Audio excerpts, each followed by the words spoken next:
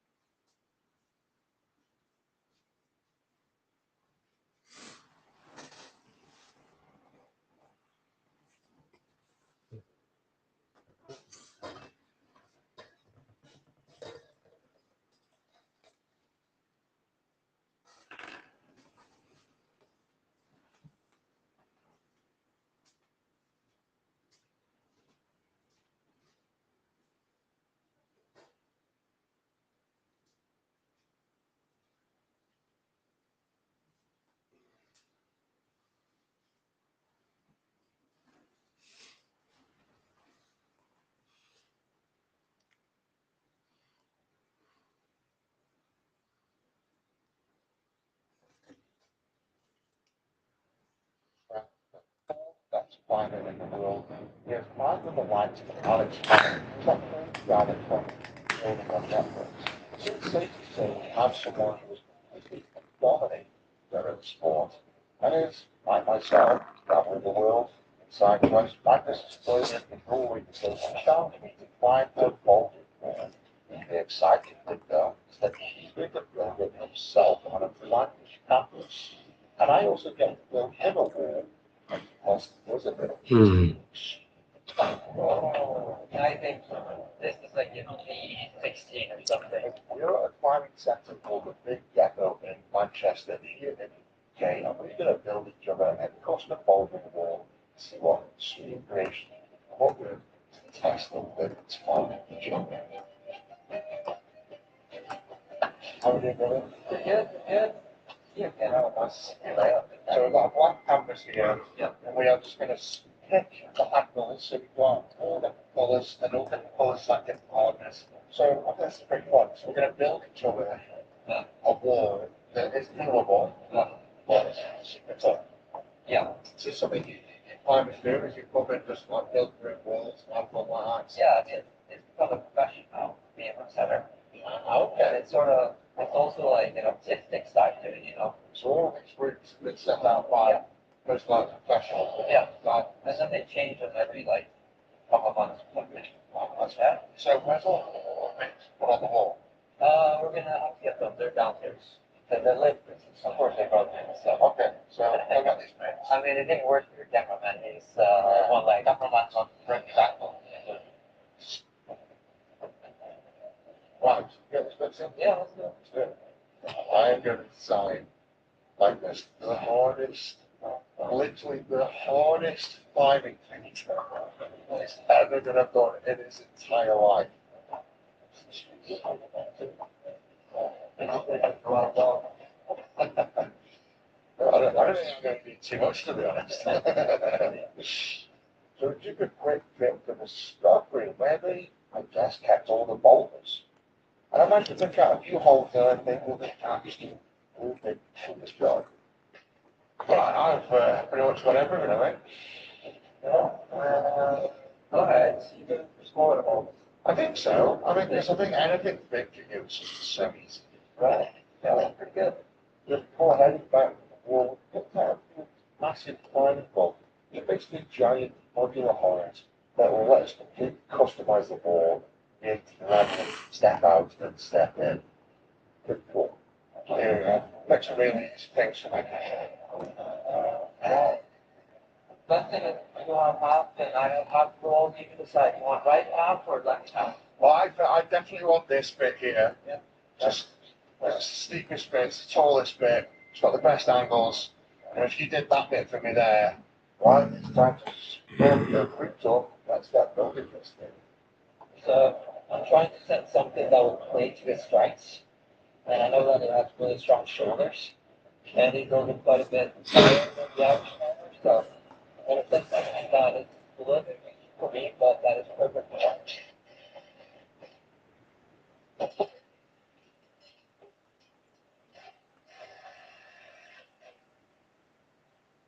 Put that up there, Start. and you see that's a two-man job. Maximum of 150 kilos. What further on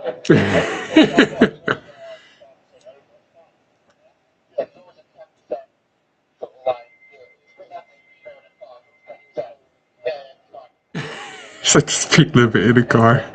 It's like 10 miles per hour. Yeah, it's fine. It's fine. The ladder only supports 300 pounds, but I'm 320 pounds. It's all right. It's like speeding. You get 10 miles per hour to play with. You can go nine over or nine under, and the police will leave you alone. But if you go 10 over or 11 over, then you're screwed. Like says Eddie Hall. I mean, forget what I was doing. That was funny.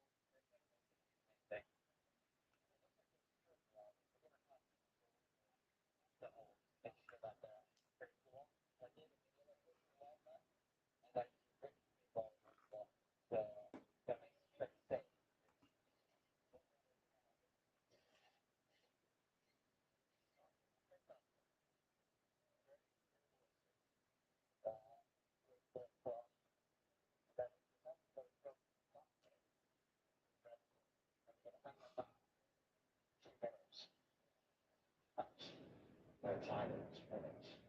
Still, I should right. Let's say something wrong. I guess future. Oh, sure.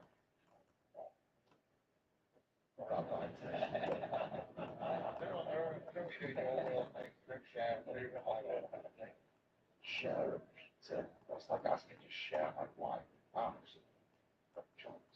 Anyway, I ordered some lunch for a second other piece.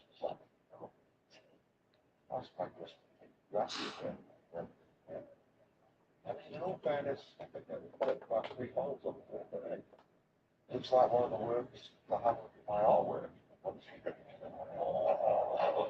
Figures from the back, right? That's a late search ability.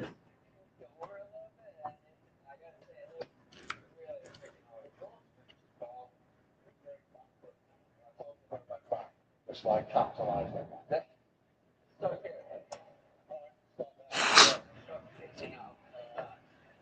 And then it ends up the jug. Yeah. One, Somebody goes, so I'm starting to feel fairly pleasant.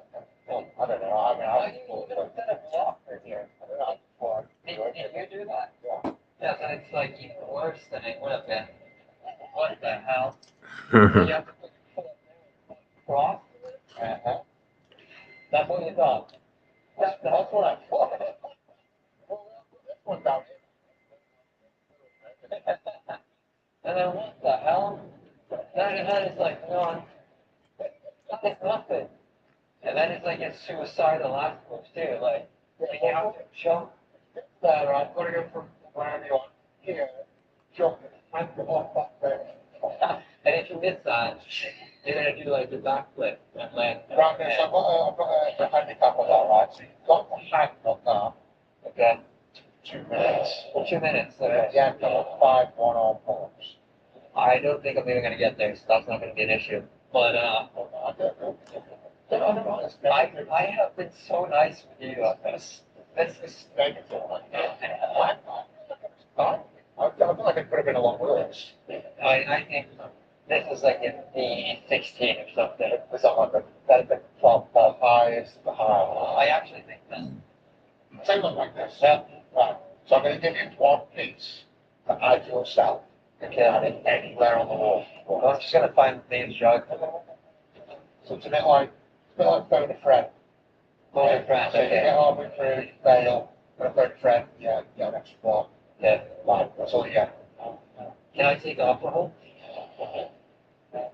Yeah, you've got to do twice on the wall. With the drill. Because I would like this one instead of block from here. I didn't even that very creative. I think I've created something super hard here, so I'm going to give them some white lines. A bit like I want to do right now. Ask an audience for the burger friend. But before we get stuck into our creations, it's so important to get a little bit of a warm-up. So we move across the rubber walls, lines, and it's just a warm-up. There's a little more sense to get the fingers and toes. Diagon cheating ratchets. Dials, expanded sizes. Oh, are afraid.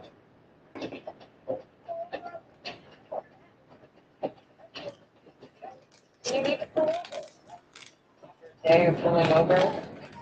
There's a window. Where there's a window, there's a load. Always post them safe, dry, and fresh. See what Phil can do for you. We have mining jam all over the country, so we can run UMax with our staff. The automated note taking feature of Gemini is really valuable. Saves me so much time. So we're never going back.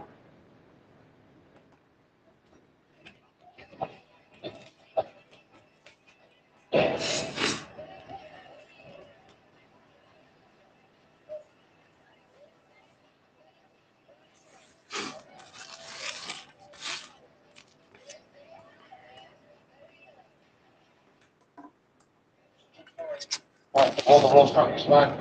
And those it's actually The shoes I pulled the plate. And after that, these shoes. is that the only display you did for that those shoes? Well, then, glad those ones. Yeah. So, Alright. it's good birds. Sure. Well, if this is jump.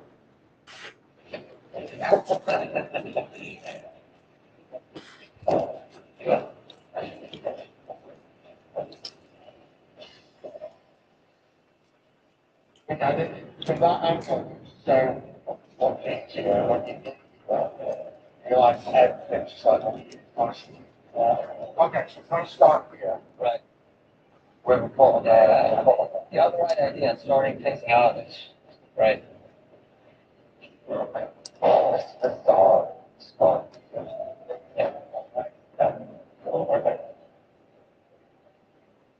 I should have been worried I said it too easy.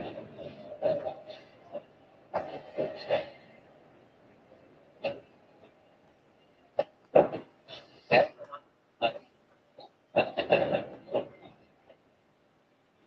Yeah.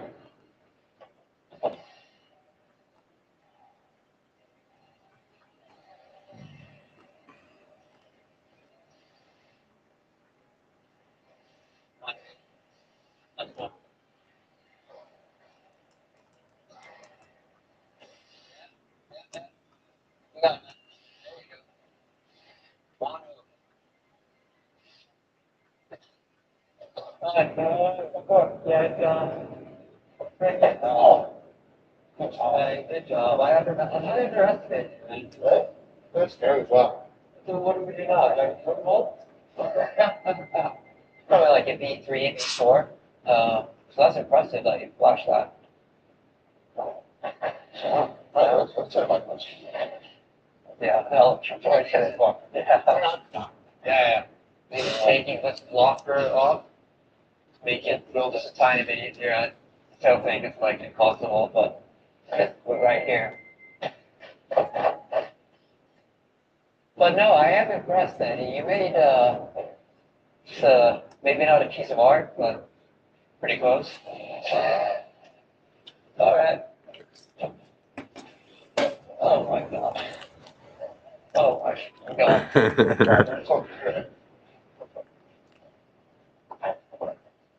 Good start. See, we got a tail already.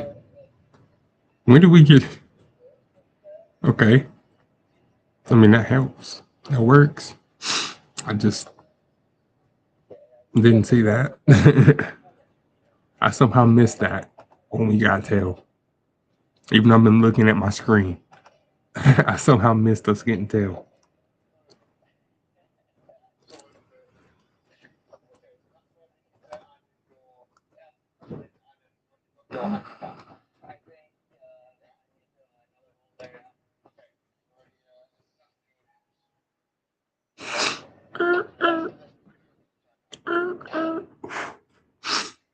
And I pull up the line, twice.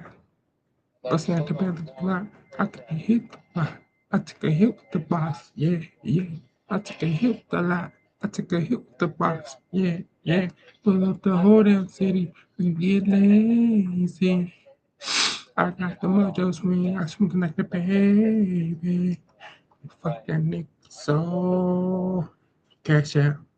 Told them wiping the nose, no cash out. And y'all really wanna know where you at. So I really let them know. No cap cop.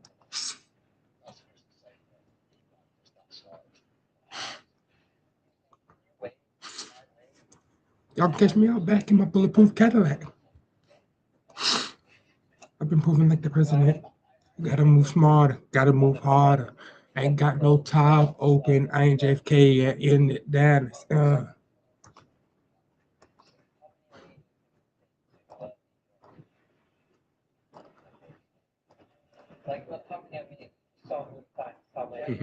I ain't JFK out in Dallas, land them slacking. Mm-mm. That ain't me.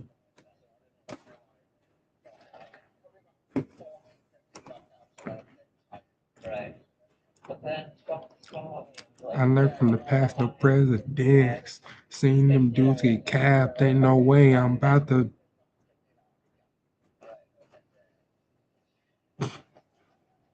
Nope.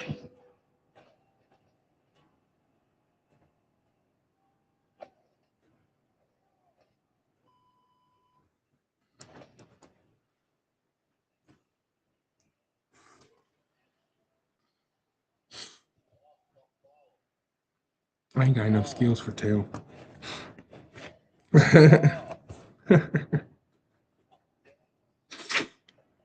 Or have enough skills for tail. Um,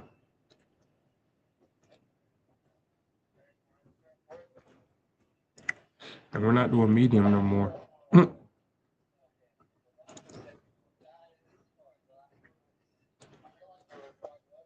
Burger.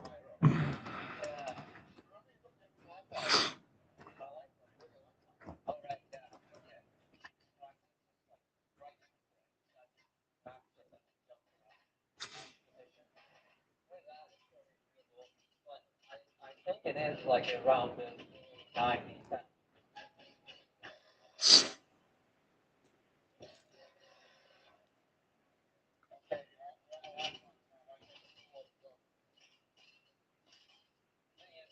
Start the first move, so I really too hard. So.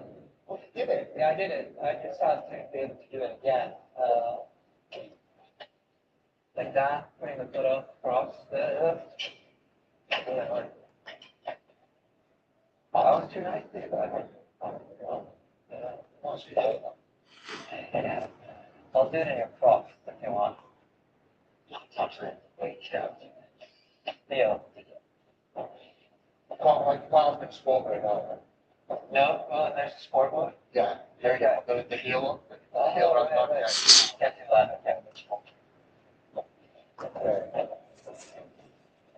Okay. Oh. Rough attack. I honestly, on the oral, kind of more, not that's just insane. Yeah, you said it pretty hard, definitely.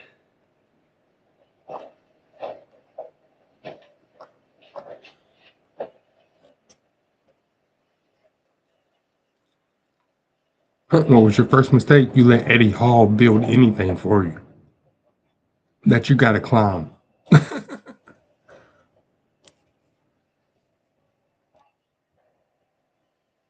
Bollocks.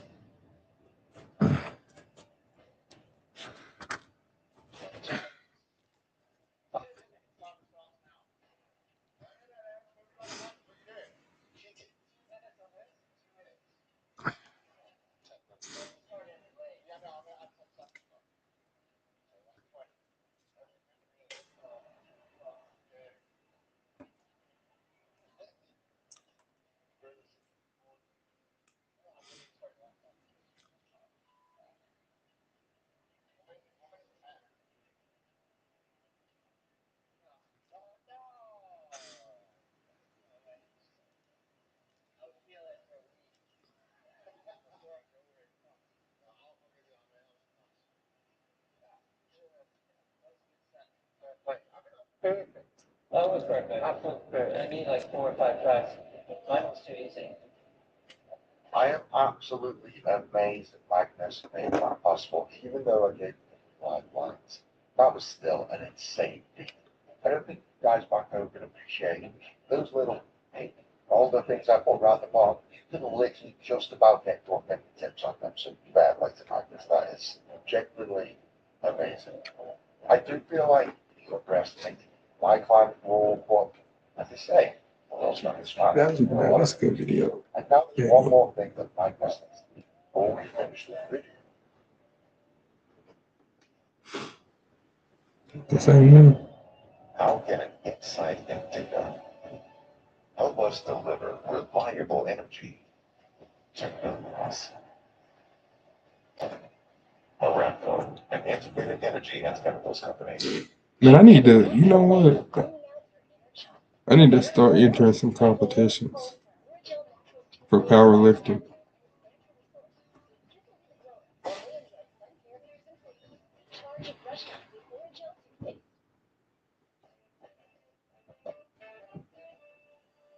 The plan is that Eddie's gonna set a bowler for me, and I'm gonna set a bowler for him. The goal for me is that you actually do use a bowler, but it should be sort of challenging for you. What the hell? You missed that. You're gonna do like a backflip or straight forward. But I know that you're like the hammer curl, or not the hammer curl. That is your favorite. Yeah. Forward hold, back and press, anything holding. Yeah. Top to you on that. Okay, so I'm gonna try to set something with that in mind. I think. Okay. And then your steps, pretty much Everything. What is normal? Like talking, Yeah. Where did my mood go I'm, down? I'm very excited to see what you're gonna set though. I think that you're either gonna set something way too I hard, think. something that's like completely impossible, Nothing. or it's gonna be too easy. oh, yeah. Honestly, the more I look at it, the more like that's just insane. Just be careful. I mean, I know you have an important fight coming up. You don't want to get into it for that. Really excited about this stuff. Yeah. Cool. So where's all the bits to put on the wall? We're gonna have to get them. They're downstairs. It's probably hard to visualize when you haven't done it I've before. never done, yeah, exactly. I'm just like, where do we start? I'm gonna use a lot of volumes, so that it's not so much about the fingers, but more about just like the bigger muscles. You can go the biggest volumes, I think, fine. Oh, that's what this is going to start with. Alright. Look at this. This I'll is try rock climbing. I've never tried rock climbing before. I might try that actually. I think there's a couple of rock climbing gyms around here anyway. That'd be a good weekend activity, you know. I mean, I have a pretty full schedule as far as my streaming goes, but I can I can make a little bit of time on like Saturday afternoon or something, like Saturday night or something. Friday morning. There we go. I do it Friday morning. Look for me a rock climbing gym.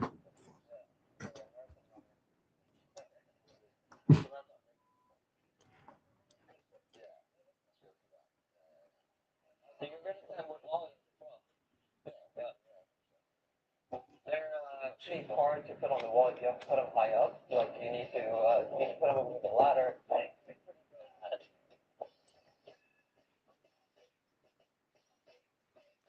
I haven't decided yet if I want to do medium or long. I keep switching my mind. Like for the to get the epitaphs, I mean. I keep changing between queens and kings. To me it's like check me if I'm right or wrong on this. But isn't getting the epitaphs for the true way of kings uh more handy skill wise or skill point wise than queens? Like I don't even know how do you get the true way of queens?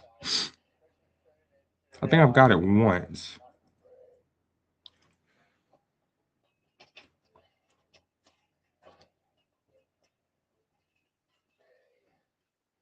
I just don't have enough way of queens yet.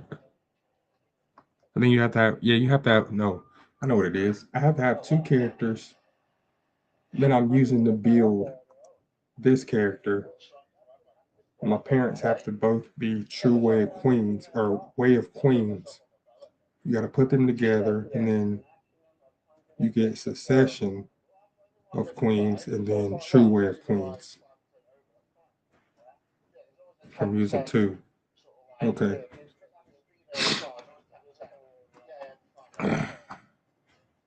Hold on. Let me make sure I'm running the right daggone uh what you call it for true way of queens. The right path. Let me go to my game Torah. Matter of fact, I'll just let y'all see it. It's no biggie. No biggie, little homie, just roll with me. So boom. I'll pop that up. We'll keep the game right here. So we can swap back and forth real easy, you know. Database. Epitaphs. Uh, type. Character specific. What? Stress-free strayer. What is what?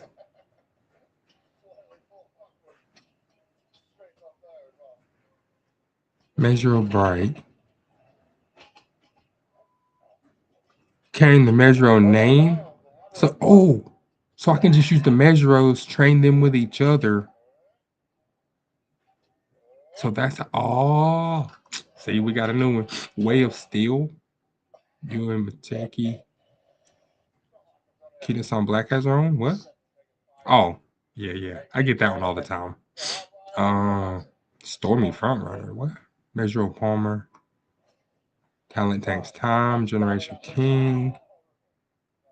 Measure Dodo. Sin Jordan. L Hater. Sam Falcon. Speedy Sam. Super Critic.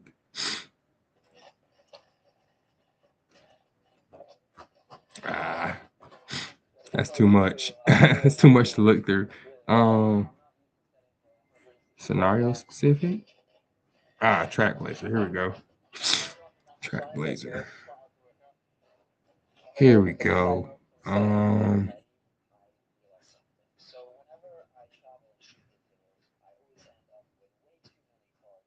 Two random stats plus 15 for incredible. Yeah, see, it's like with long running along, you get a bunch of plus random 15s, but like breakneck miler, it's same thing. It's like which one do you do?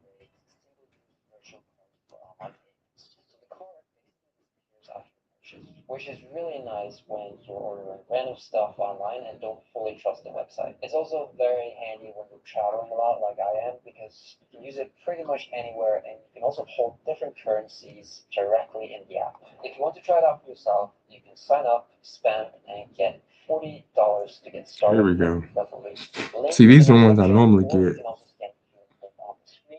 I know how to get this.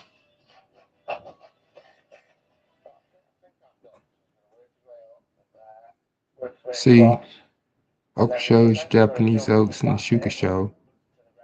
When the Okusho, Japanese. So yeah, I get this all the time, but it never pops for me.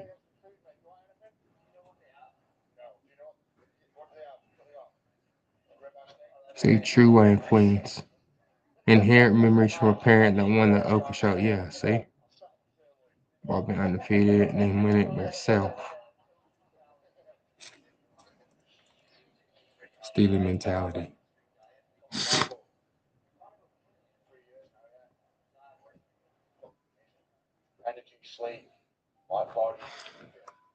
All right.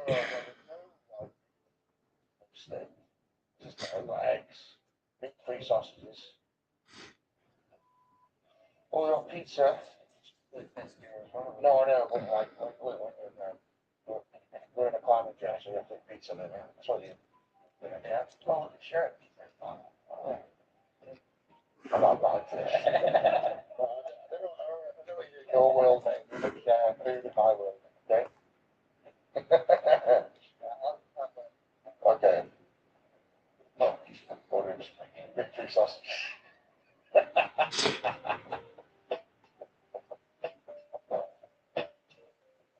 I'm excited to see what you cooked up for me. Like, I just cooked over a little bit, and I gotta say, it looks really freaking hard. Well, yours looks gnarly. It looks very back crunchy. I told you about a bad back, and you just like capitalized on that. Start there, though. You start facing out. Okay. I think it's hard. It's because everything's leaning out. That's the problem. Yeah, it is pretty sneaky. Let's have a look at yours, man. So I've started you off fairly pleasant. I don't know. I mean, I wouldn't call it pleasant. Blocker here. I don't know. I just want to do Did everything. you do that? What the hell? And then you have to put your foot up there and what, cross with it? That's what you thought. That's what I thought. Well, I've got this one down here, Magnus. I don't want, little magnet. And then what the hell? That is like non. This is Evol's bad. I'm listed it already. Learn more at WTU.edu.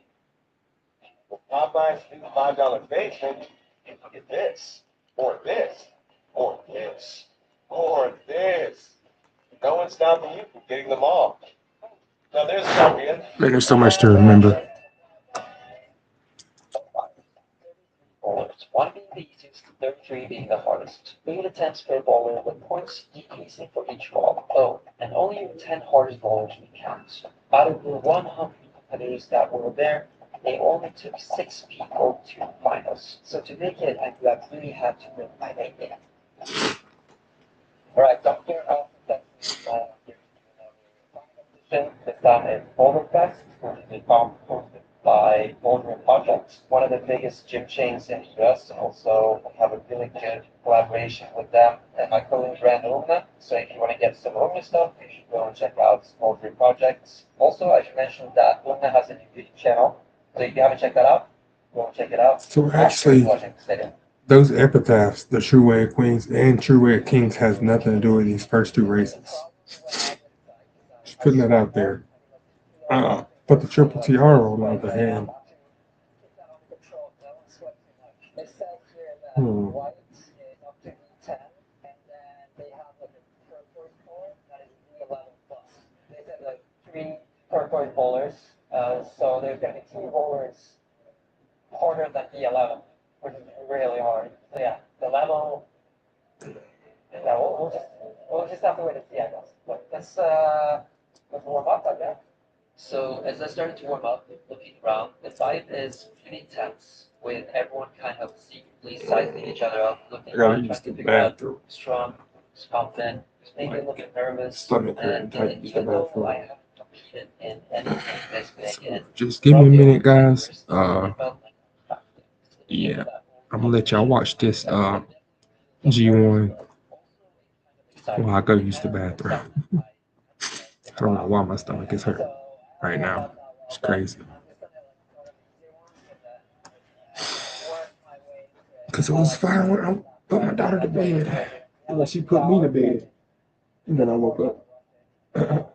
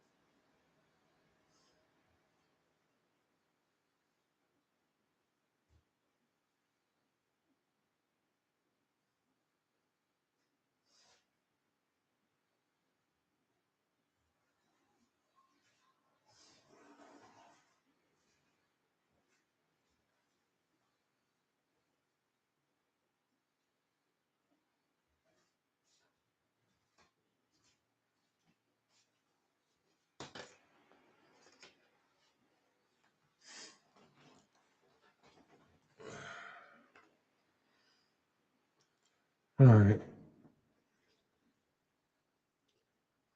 I had to wash my hands and stuff before I came back.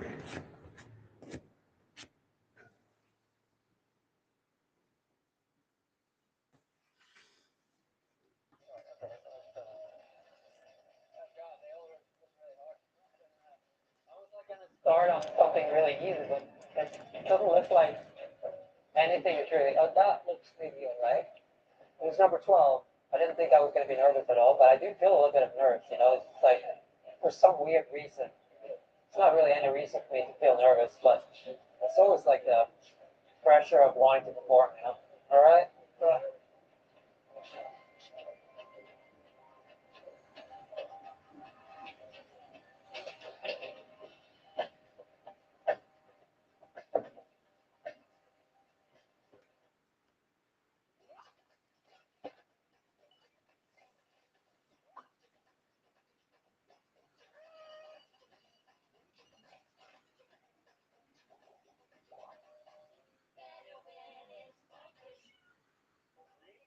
Clothing with tap stitch is simple. Start by choosing a garment, then click Design Now. On the left, you'll see four main tools. Upload lets you add your artwork or logo. For the best results, upload PNG or JPG files that are at least 1024 pixels wide and 150 dpi. Text lets you add your brand name or any message to your design. Adjust the font, size, and color to match your design. Image gives you. So everything is coming crashing down. All of the narratives are collapsing. All of the defenses are being completely undone. And remember how everybody was going around calling Nick Shirley and saying that, implying that he was some weird, like, child, like predator or something like that for wanting to record these kids, and they were trying to reframe it. They said there's no evidence that any of this is fraudulent. None of this has happened. It's all a lie. Well, guess what? Today is a big day here in Minnesota. Back to the legend, David.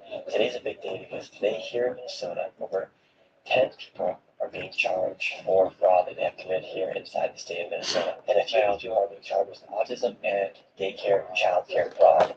Over $40 billion in autism fraud. And one of the main ladies in the video that me and David made, she has been caught with over $4 million. Her last daycare, literally the exact person they went after. Last year, her daycare received $3.67 million and actually been criminally charged for child care fraud inside the state of Minnesota. And this is some of the highest amount of fraud that's ever been charged inside of this district. This is Ilhan Omar's district here in Minnesota. And on top of that, they're bringing out 2 new cases of fraud that have actually never been criminally charged inside of the Medicare programs here inside of Minnesota. Wow. David, you're here with us. What does this say? This is phenomenal to see the progression that things are happening after the release of our videos. And that woman who was criminally charged, by the way, she was caught at the airport with a one-way ticket to London. She was getting out of Dodge and they stopped her. And now Chanel almost got away. in charge of the future fraud. But she's the first person charged with child care fraud. It's a big deal. This is a big deal. And they're going to be doing some press conference right now. We're going to be breaking it all down. We're going to be interviewing people like Dr. Oz and also A.G. Collins, who's actually the head of the fraud task force. He's the attorney general of the fraud task force. So we're going to be interviewing him as well. And right now, because of the celebration that's taking place, the lawyers are layering the hardware. We're doing 25% off the entire site. So you can go to antifraudclub.com and use code. I need to buy one. I probably should buy one of these hoodies. I've watched all of the videos. I feel like I need to buy a hoodie. Leering, and you're going to get 25% off. And now let's see what they've got to say. Look at all the press. Look at all these things that they're actually reporting on those fraud that's taking place. Oh, they're taking it out. And we even have our ops. Right there. She investigated me versus investigating the fraudsters. In fact, her investigation of the fraud was to call the fraudsters and say, hey, are you guys committing fraud? And they said no. And obviously they said no, but we know that it was different. What, they lied? We're MAGA YouTuber Nick Shirley back in a daycare in MAGA YouTuber soda he alleged was a fraudulent facility in a now viral video. How do you know that all the allegations that you're making are true? How do I know It's that? fucking obvious, bitch. It's fucking obvious. Everybody knows it. They're true? Well, No. we showed you guys Look at we it. showed you guys what was happening, and then you guys can go ahead and make your own now. We're coming so we can make our own analysis. Are you 100% sure you're true? Yeah, I'm Yeah. 100% sure I'm true. What? CNN is looking into Shirley's claims. Hi, my name is Whitney Wild, I'm a correspondent for CNN. We reached out to several of the daycares Cold. featured in the now viral You need to video. go there. Only one daycare facility answered and said they are a legitimate business. Oh, Bro.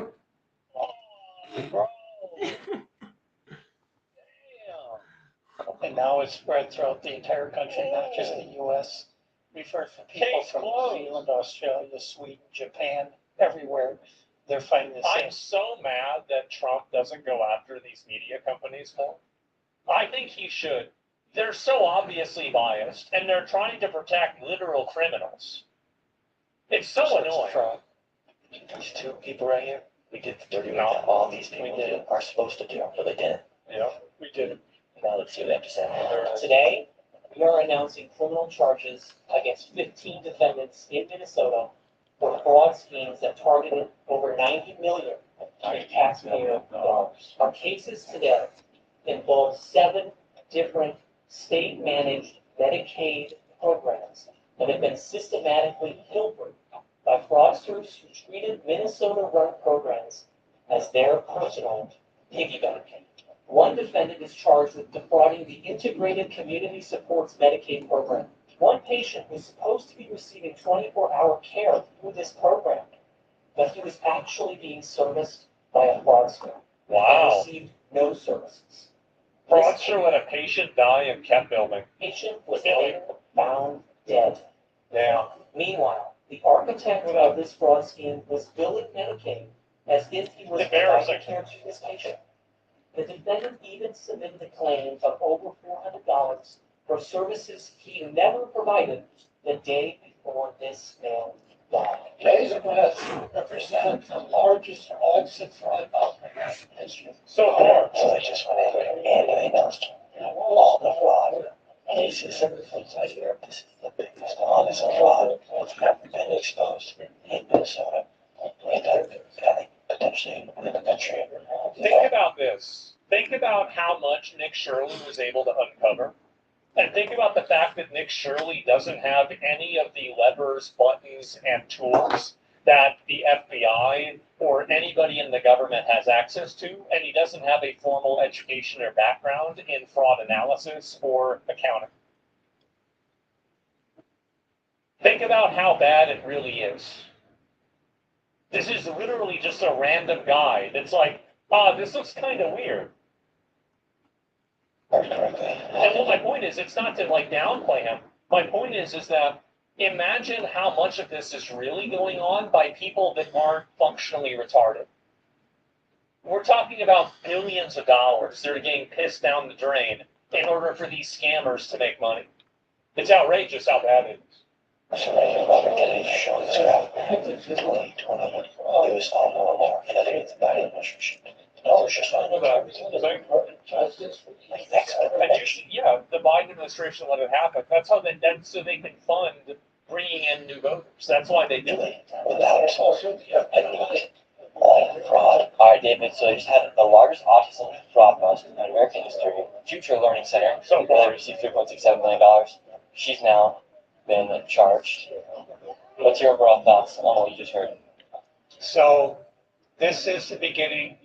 And like I've always contended, when the dust settles on this fraud in Minnesota is going to be $80 billion going back to about 1988. And the speed with which these investigations are occurring is unprecedented. I'm shocked at 88. how quickly they're Holy making crap. these arrests and they're going to. It's obvious. The thing is that they literally just let it happen. It was obvious the entire time. Find the money. Citation, please. Oh, are you one of those people like, oh no, there's no fraud. Oh, there's a little bit of fraud. Oh, there's not that much. Okay, so there's some fraud. Well, fraud happens. Well, fraud's good. Just stop it. Just stop. And the fraudsters fraudsters are running scared. Please. There was literally a fraudster. They went to go arrest this morning. Who jumped out of a 4-story building to escape. Yeah, it looked like he broke his ankle or his leg because he was Oh, out you did? blood. So, and that's exactly what he deserves. Muhammad Omar. I don't think that's what he deserved. Last name was Omar. What a coincidence. Yes, yes. What a coincidence. To Dr. Oz, we just had the press conference. The largest autism fraud in American history took place here inside of Minnesota. And there's a bunch of other frauds as well. One of the leaders as well was charged as well. What does this say about how the fraud was able to happen and then what you guys are doing now to make sure that it does not continue to happen? When you have fraud of this magnitude, you can't play man-to-man. You need zone defense, which means that all of them approach. So when President Trump said, we're creating a White House Zone anti-fraud defense. task force and put the vice My president guys, in charge of it. my guys in the NFL, bro. So I know America, all that. we're playing zone defense against this. We're playing zone defense. We're playing zone defense against fraud now. I noticed that. So I can call, for example, the Department of Justice or the FBI or the Office of Inspector General. America. Folks who are knocking on doors like you did, by the way. You're basically deputized because you're identifying clues. It's weird. America's one of those countries, like you don't think of it like this as an American.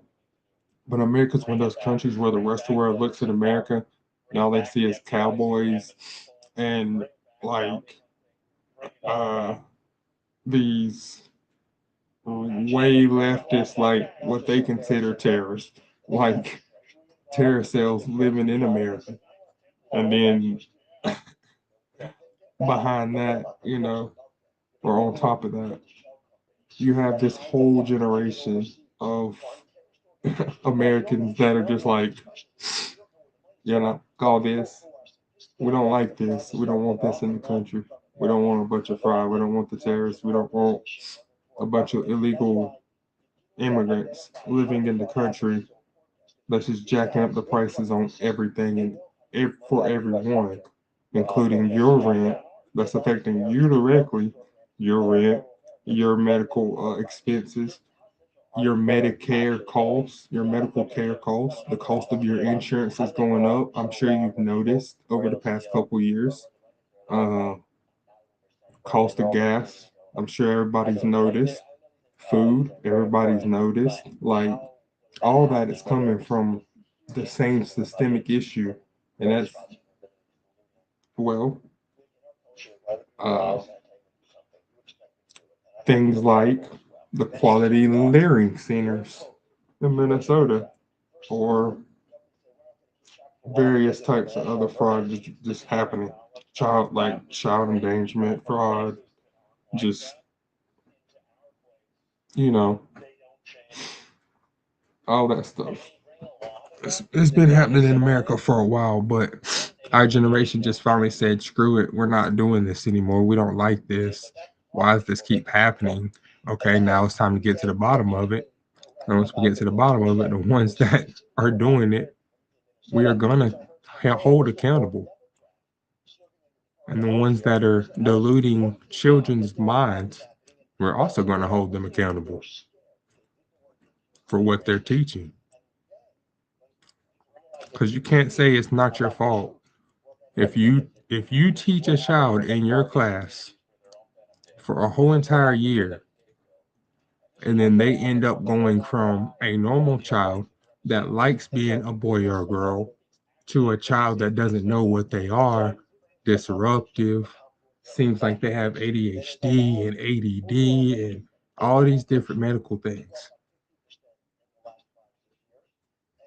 It's a systemic issue that we have cultivated amongst ourselves, um, from I would say the last two generations.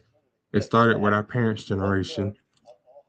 Some of our parents started self-diagnosing their children, right? So then they started going to these doctors, which would then agree with those diagnoses. And those doctors would go, okay, these people agree with us, then we're going to keep, you know, telling them, yeah, you have X, Y, and Z. And if you tell them that, well, then they get paid more because now they get the prescribed medication.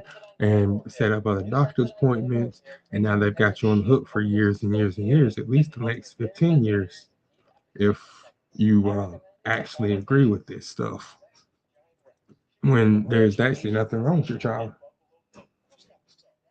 So it's actually a scam when you think about it. I feel like if it's not something that is diagnosed inherently separate from any diagnosis that you would have brought up or your doctor would have previously brought up, then it shouldn't be a diagnosis at all.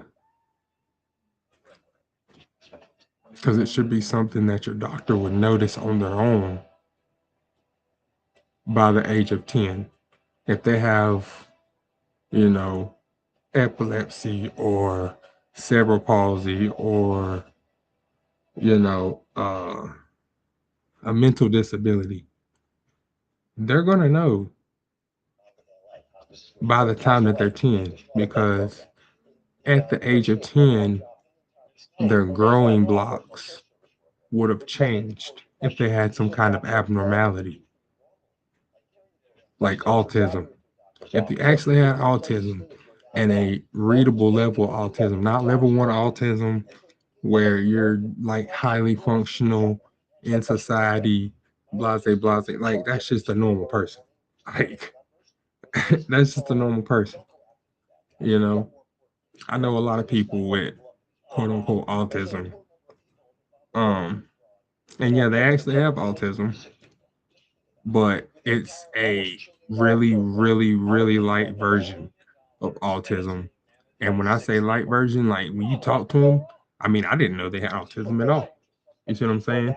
They were completely normal. They were in supervision, management positions. You know, they weren't telling other people what to do. So it's not something that I view as a huge issue having autism up to a certain point. Now, I do have family members. I'm not going to say those family members' names because I want to protect their identity. But I do have a couple of family members that do have a higher level of autism, and you can tell that they have autism. They are slower to respond. It takes them a lot longer to understand how things work and how sentences work. Essentially, like that's what I've noticed. Like that, those are the two biggest things that I've noticed with people that have what we would consider autism, like that actually affects their daily life, you know. But some people just self-diagnose, or their parents self-diagnose them, and then years later they can't figure out why in the head they can't hold a relationship, they can't hold a job, they didn't finish high school, didn't try college, can't hold a relationship, like I said, uh, can't live on their own. Whereas if they had never known about this self-diagnosis issue and never been self-diagnosed, they would have been completely fine. But since they were told this stuff at a young age, then they grew up thinking something was wrong with them. So they reacted accordingly and they acted accordingly because the smarter you get, or the older you get, the smarter you get, obviously. So, with that being said, especially if you're like a high leveling functioning autism patient, you can go online, YouTube, whatever, and you can see other people with higher levels, and then you know how to act accordingly. And there are some people that do that. There are, and to me, that's fraud. You know, if you're, let's say, super high functioning or just high functioning patient, and you can work and have been working but then you choose all of a sudden that you're not able to work and you can't work because of mental disabilities, X, Y, and Z. I feel like that should be fraudulent. You know what I'm saying? Like if you start school at the same time as everybody else, you go to the same classes as everybody else, never been in a special needs class and this kind of thing. But then as an adult, you're unable to work and X, Y, and Z, like I just said. I feel like that should be fraudulent because that's not gonna change from pre-adulthood to adulthood. Like you're not just gonna grow levels of autism between childhood and adulthood. That's not how that works. It doesn't scale that way. I've never seen a case where somebody is like super high functioning as a teenager and a kid, but then as an adult, they're like super low functioning patients. You see what I'm saying? Like that, not without something happening in between. Like if there's an incident, brain injury, something like that, yeah, that makes sense. But just naturally, that's not how that occurs. You start out with those functional issues at a young age, and you can't build the building blocks that everybody else has. Those are the ones I'm like, okay, that's fine. We should pay for them to live their life, you know, outside of the norm of everybody else that can do for themselves. Even if you have disabilities, you can still do for yourself. Matter of fact, most people with disabilities want to do for themselves. They don't want to be held down and forced to live in Section 8 and forced to be put on a diet and forced to be, fed crap food for their entire life and forced to have nurses check in on them weekly, you know? Now, I understand some people's gonna need that, but some people don't.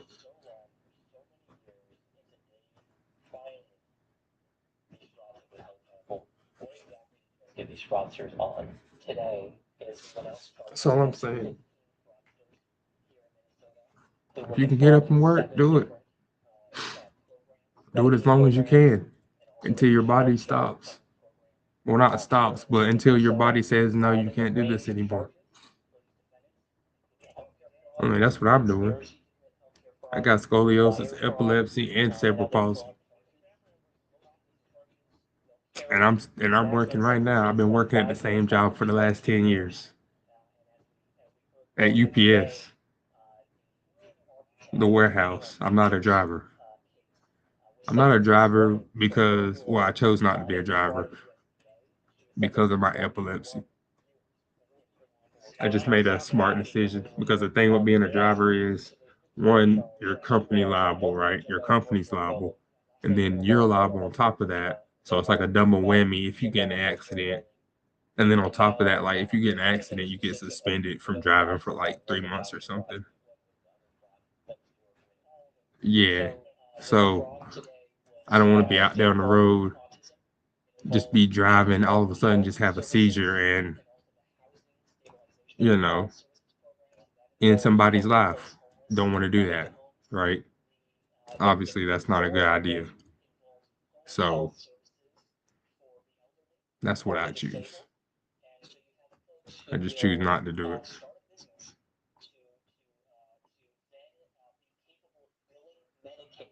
They have to go Right. out, they have to actually find real people. They gotta find real patients who actually want these services. They get them on their books, and then they So I'm the pay them guy to that give them loads. the actual services. I'm the But guy what do that they sends do? you all They your still send Medicaid refrigerators and bills. couches and And that's a scheme crate that motors saves and seniors. car They have parts it and located, uh, we also brought tools like charges for jackhammers, air jacks, childcare, uh, airplane equipment, airplane jet engines. Oh my God, pieces of jet engines. Oh my goodness, jet engines are so damn heavy. It's ridiculous. Like even when they're broke down into pieces, right? Like disassembled. they are so freaking heavy. Like each piece is so heavy, it's crazy. Like you wouldn't think that like an aircraft, right? The motor for an aircraft would be 2 or 3 times as much weight wise than a car motor would be. And you know how heavy a car motor is. You need a jack to lift that out. And I think 2 or 3 times as much. And then they got to put that in the air. That's insane. And they're heavy. Yeah, they're heavy as bro. I can't cap. It is. They are insanely heavy. And we have to do these without jacks. I don't know about FedEx. I don't know about Amazon, how they move heavy pieces of equipment around, but we use our hands and our arms and our legs. We team lift. We're not lifting by ourselves. We're not putting 200-pound, pieces of equipment in trucks that are, 5.5 feet off the floor by ourselves. Nah, that would be insane. But yeah, we do everything by hand.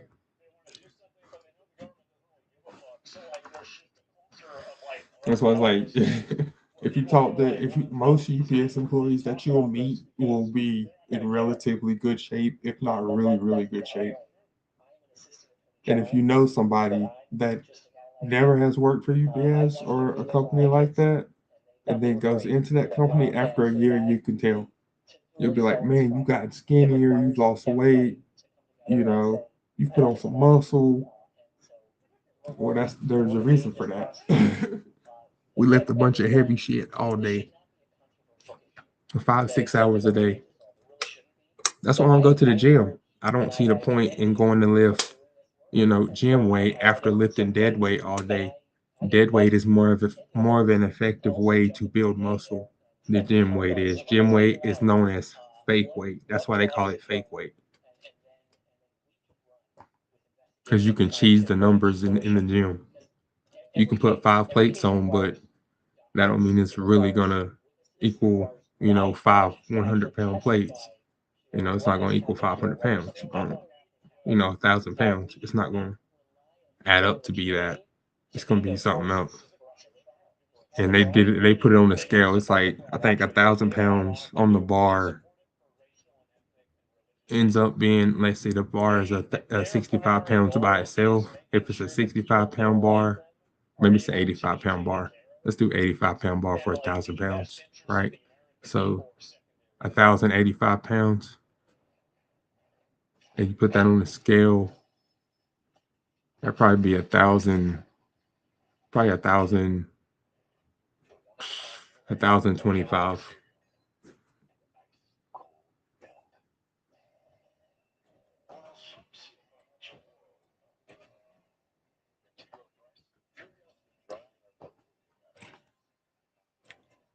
Never mind, never mind the ability to flex the bar. If you're strong enough to pick it up, that bar is gonna flex a little bit, which will give it a little bit of spring getting off the floor. So it's gonna help you. And it's not sitting flat on the floor. It's extended, raised off the floor, so you already have that advantage of being able to get under the weight before you even get started.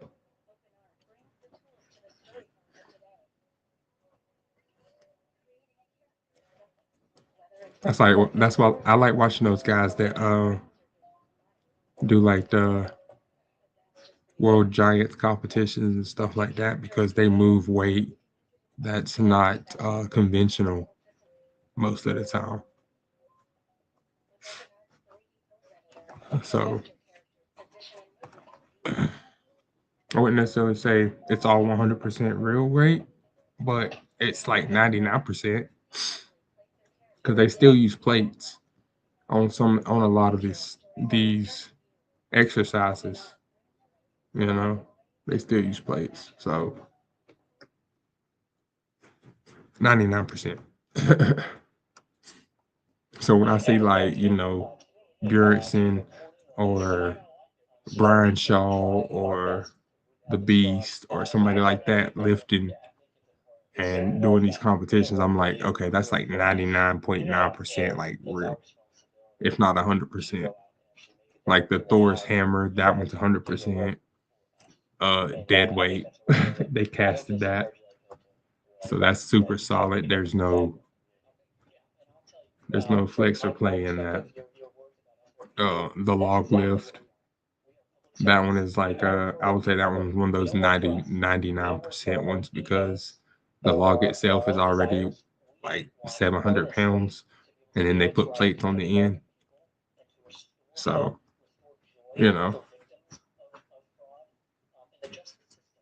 or maybe it's like, the log might be 200 pounds, not 700. It might be 200 pounds. And then they put plates on it because it's an overhead press. They did used to have a log that was a deadlift. And then they switched to, the railroad bar with the wheels, the big metal wheels on the end. They moved to that one next. So now they do that one instead. Because like I said, it used to be a giant log. They would cut it down out of it, cut it down for the competition, trim it up, and then cut notches in it, put some metal bars in there, and then whatever the weight of the tree was is you just lift it as many times as you can, and whoever lifted it the most won. It was that simple. So some years the tree would be like, 500 pounds, and some years the tree would be like, 375, something like that. It depends on if it had water in it or not.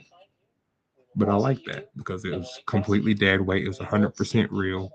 And if you won it, then you won it because you were the strongest, period. So if you're hearing this, you should run and you should hide because we are going to do everything we can to unmask you and to prosecute you and to bring you to justice. So maybe jump off a four-story building. Yeah. They're still going to find you. Thank you very much. We appreciate you. And jump off a four-story building. God damn. That was a good fucking video. That was a much better fucking video than I had expected. I like that a lot. Well, maybe we can see you guys. And that's the new Nick Shirley video about the Minnesota fraud. So keep in mind, and I think that we should really go back and do an accounting of all of the people that were shouting from the rooftops and claiming over and over, no, no, no, there's no fraud. There's no fraud, guys. You don't understand. And no, it's just racism. Well, we really need to go back and look at who that was. Who was it that was? Excuse me.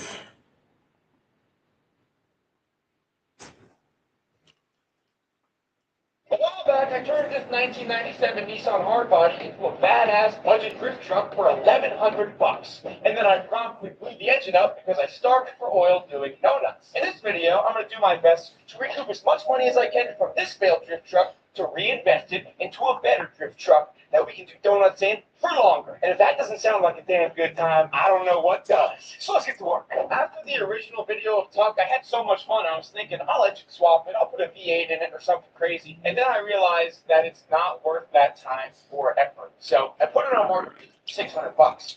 And would you believe it? I had a bunch of messages, a bunch of subscribers commenting and stuff, and nobody wanted to come cash me out. I actually can't even fathom why nobody would want to cash me out $600 for this with a seized engine. But basically, I would. I've decided I think I can make Oh, with a seized engine, that's why.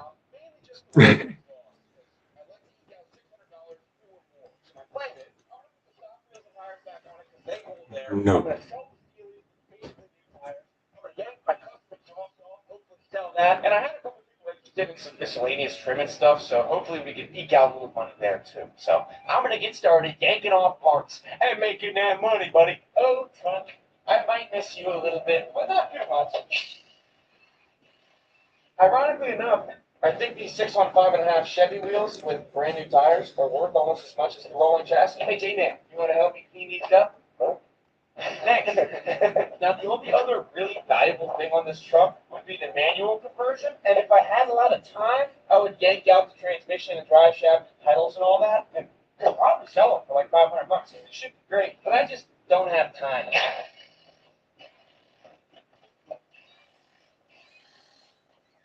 Oh, it still looks fine. Go under this without dying? Maybe.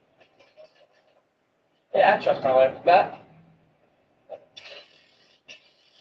Hey, box we installed. And while it's still light out, we can make use of the shiny sparkle of the sun. Look at those. Jimmy got them all wiped down. And even though we did donuts for like 20 straight minutes, it hardly burned any rubber off the tires. I think that's because the parking lot had a bunch of snow on it, so it helped. So basically my plan is, photograph all the wheel.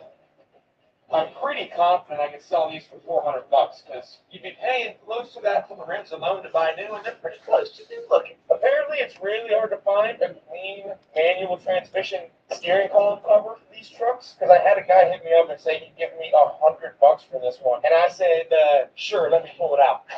Gentle. Please don't break. I feel like I'm missing something. This is nerve-wracking. It's $100 I'm messing with here. Oh yeah, I was missing a screw. Glad I didn't yank on that too hard. All right. How we doing? How we looking? Come on now. No cracking and snapping on me. Oh, it's because I got another screw. All right, come on. $100. Come top them. Don't snap. Don't crack. Nice. One side out. Top part. Looks like everything came off without breaking. That right there. $100. I'm sure I could probably post a truck on Marketplace for a part out, and people might come nickel and dime me for little stuff like that. But again, I'm not trying to spend all my time on this. I'm just doing the easy route. So this will be $100 in my pocket. I told the guy he could just come by and pick it up and leave the money in the console. So I'm gonna trust him to do that. Last thing for now, I'm gonna yank the exhaust off. Wait a minute. Before that, I just remembered something. This thing had a brand new battery. Look at that. They're less than a year old. I'm gonna say that's $100 right there. Come on, man. Yeah. This is why I use stainless steel and everything. It's really strong. There's like a half-inch piece of this pipe still well out, but come on, baby. Boom.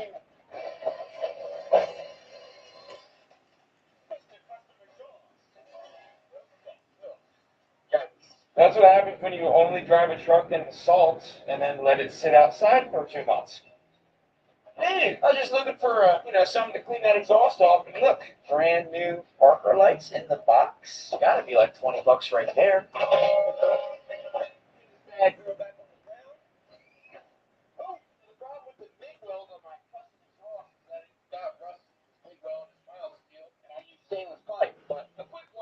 Makes it look half decent. I'm not overly confident I can sell this for a lot of money, but I bet I could eke $100 out. Let me page this up. Nice life. You can call that nice life. I don't know, maybe a big $50. Who cares? That's more money. I forgot a measuring tape. I wanted put a measurement in the pad, so I can say it's like 1.25 J-mans. 1.5 J-mans? 1.25 J-mans. I'll put that in the description so I can see. Cameraman used his phone to measure, which I think is a scam. What is it? 9 feet 9 inches? Looks more like 9 feet 6 inches to my boots.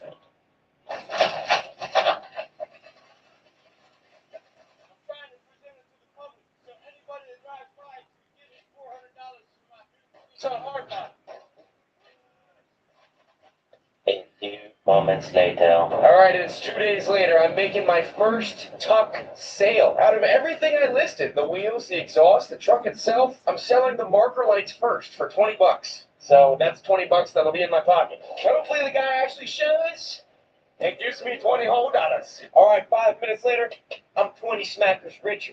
I'm going to stash this cash away in the tire iron pouch I stole from Tuck's back seats and hope that I can fill it up more today. Because I actually just got a text from a guy interested in buying Tuck as a blown motor chassis for $400.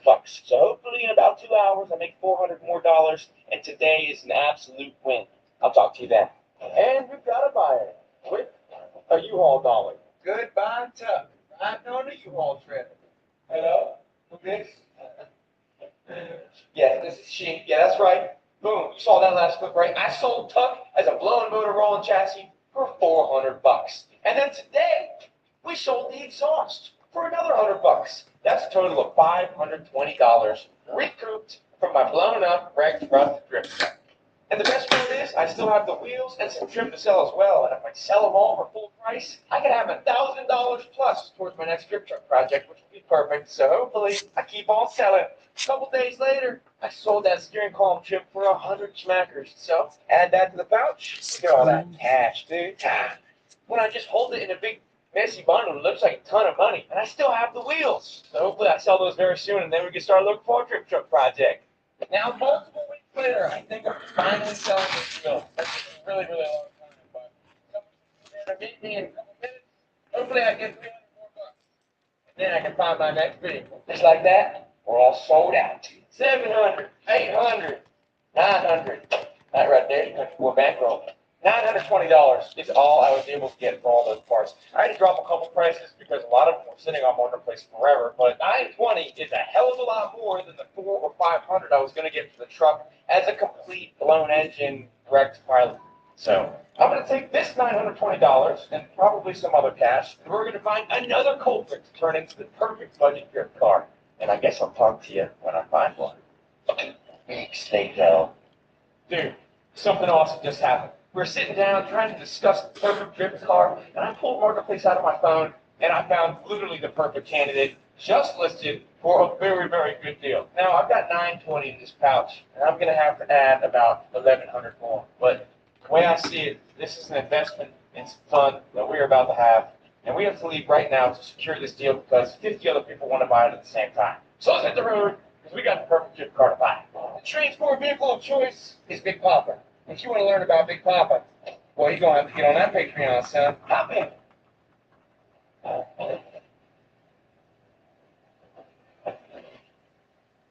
And if 3,500 ain't never met me. Till now.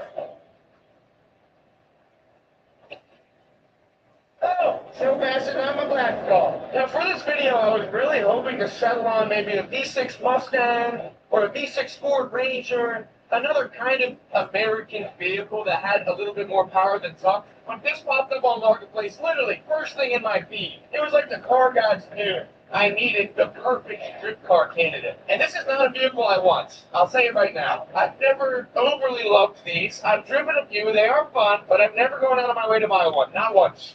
Until today. And let me tell you, for $2,000, this thing is a steal. We only have about 45, 50 minutes ahead of us, closer to 45 with my driver mind. And buddy, we're going to have the drift car on this for $2,000.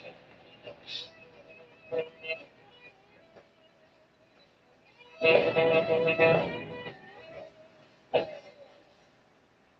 here at a small used car lot in Bunk, Pennsylvania, where we are about to secure my new ride. Where is it? It's hiding. You see what I see? All right, that's badass. I've never wanted to buy one of these until right now, and I can't lie. I'm getting excited. So I'll talk to you when I secure the deal. Miata. Mazda Miata, bro. Some guy just walked in and said, hey, Mazda, not today, buddy. See this right here? Look at that. Clean, clear title. $2,000. This is my brand new 1996 Mazda Miata. 5-speed. He bought a Mazda Miata. Tom bought a Miata, bro.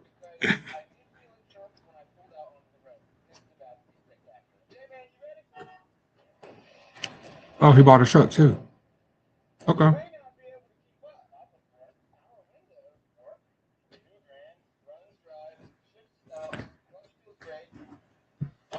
I actually am looking for something like that.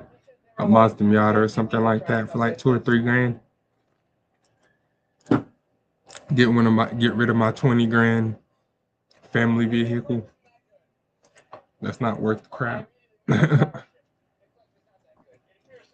And get something I can actually work on. That's not riddled with tech, you know what I'm saying? That's pretty much what I'm looking for. I'm looking for a car now in the future that's less techy. I don't want a 2025 anything that's riddled with tech, because the more tech in a car, the less you can work on it. Period. Like, think about it. That's why car companies are going towards the tech side of the industry and not towards the mechanical side of the industry. When we went towards the mechanical side of the industry, that was in the 80s and 90s, in the early 2000s. I'd say the 90s and the early 2000s. That's when we were in the engineering side, when they made parts for you to put on at home. explicitly. Like they explicitly sold parts for you to put on at home, aftermarket, quote unquote aftermarket parts. That was the whole point of aftermarket parts. Is for you to install them at home with your friends as a project. That was the whole selling point. And that's why we love cars. Cause I remember building me and my dad and my brother building the 67 Chevy Impala full of OEM parts and modified parts. And it was fun. It took a long time. It sucked sometimes. Bloody knuckles, cut fingers from wrenches and all kinds of shit. You know what I'm saying? Like, I remember that. I remember going through the testing phase to make sure that that the car even would run, you know. The carburetor was acting funny. We had to change it up, switch it up a couple times, and all these other little small technical things to dial it in. But once it got dialed in, boy, that 454, that Holly 4 bro just was rolling. I loved it. It sounded so good. And it was straight pipe too. So everybody knew who it was coming through town. Ah, boy. And that's all you heard too. My dad was a burnout. He was a burnout guy for sure. He loved his burnouts. He loves his burnouts. I ain't even say loved. He loves his burnouts.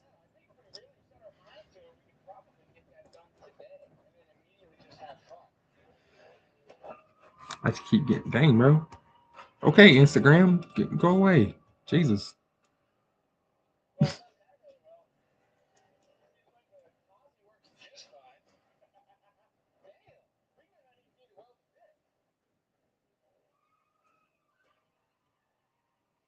Hmm.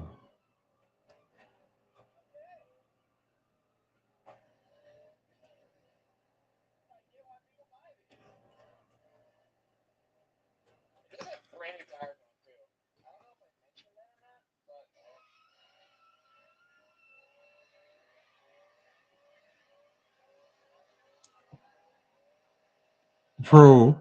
Yeah, Miatas are broken. Yes.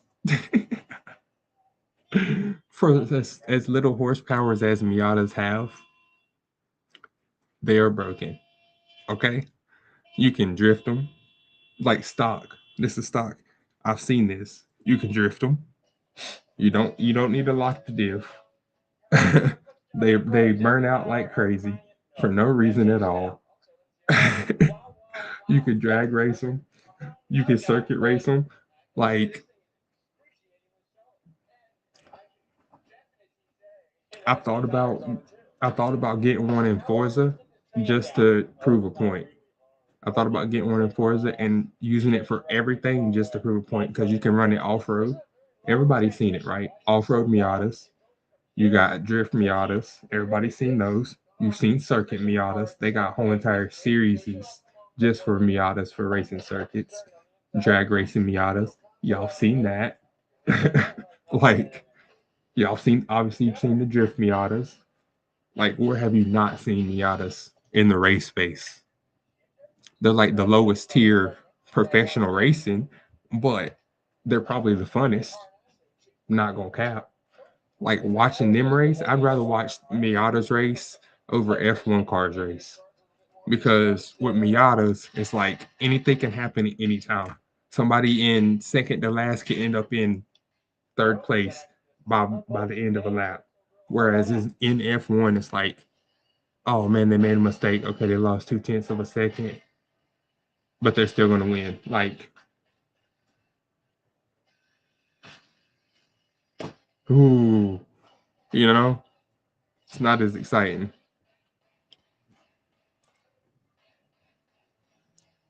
Watching Miatas haul ass around a big ass track, a bunch of little Miatas, like 20 little Miatas hauling ass around a big ass track is funny. It's fun to watch. I should stream one of those races. And that's where you find the most characters. Like that's where you find the best racers, like the ones that have the most fun racing.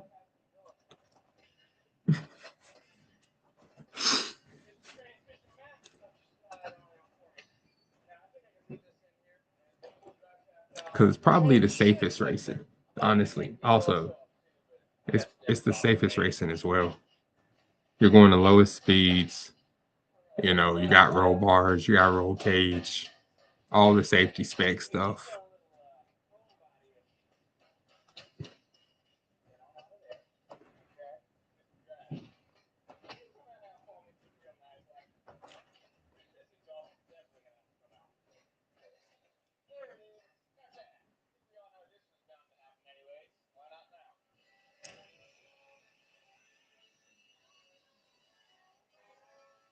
Was it my third race? Yeah.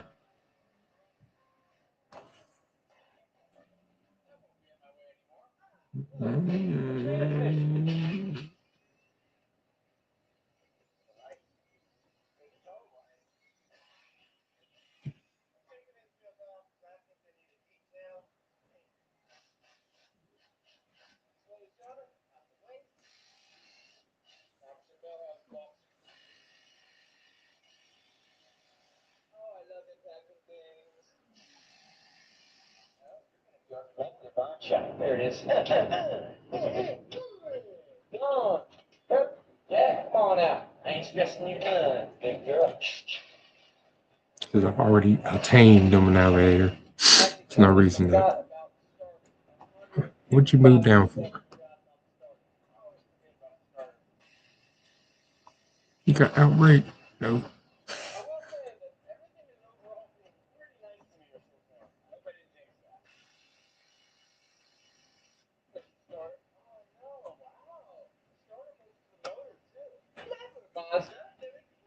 I think I got one more.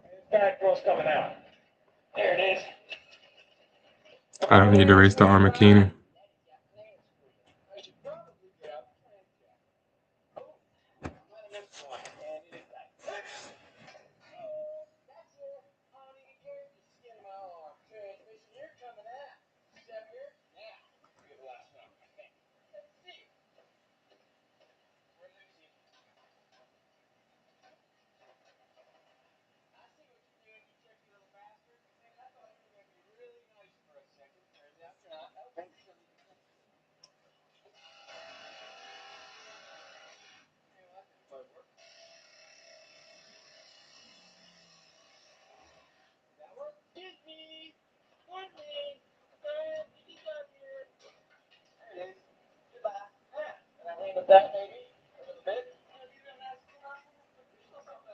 I don't need you. That's good. Cool.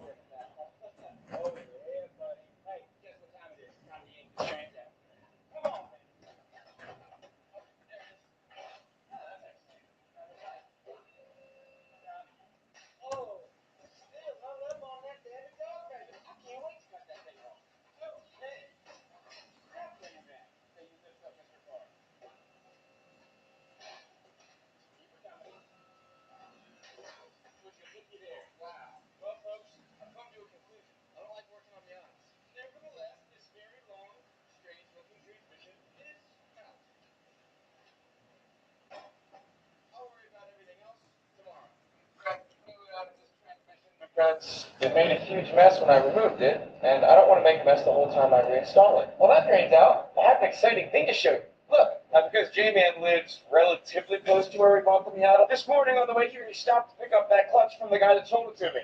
And it's actually best case scenario. Look, I wish I could make this up. Brand new Saks stock style replacement with the new throw bearing. After some research, this is kind of some top dollar replacement partage. Like this is a ZF transmission piece based on the numbers. It's made in Japan. It's actually pretty good. So it should be perfect for the Miata. Let's get right to Yes, it's made for Japanese cars.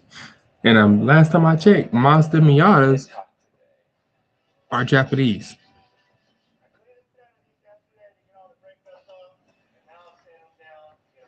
Where did Miata come? Yeah, Miatas. Yeah. 100% Japanese. I think Miata actually. I think the founder Miata actually ran Miata Mazda, excuse me.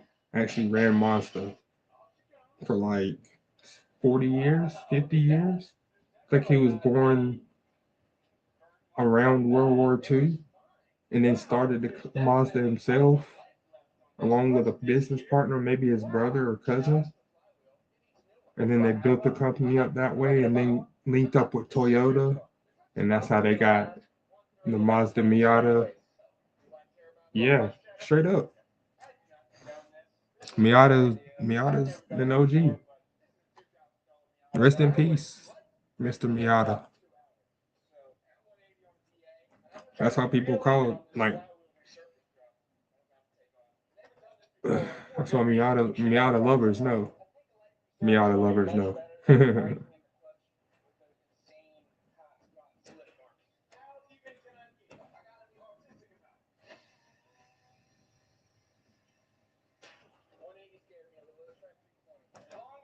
It's like I'm not a lifelong Miata fan, but even I know.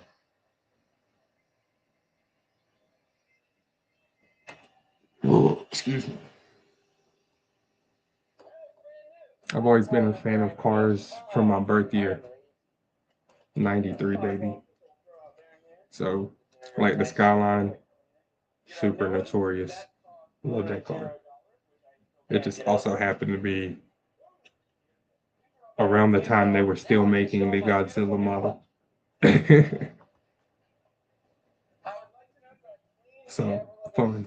And I'm a January baby, so, it's like, yeah, they were definitely making them. So, that's why I always get a Godzilla in whatever game I play.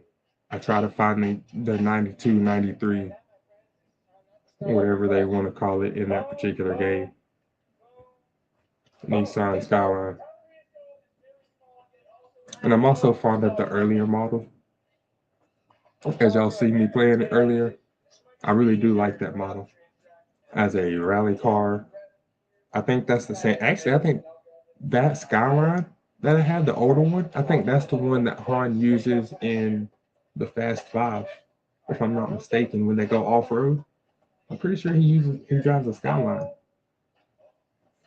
Pretty sure he drives that Skyline, not the one particularly that I got with the anime girl on the side, but that year Skyline.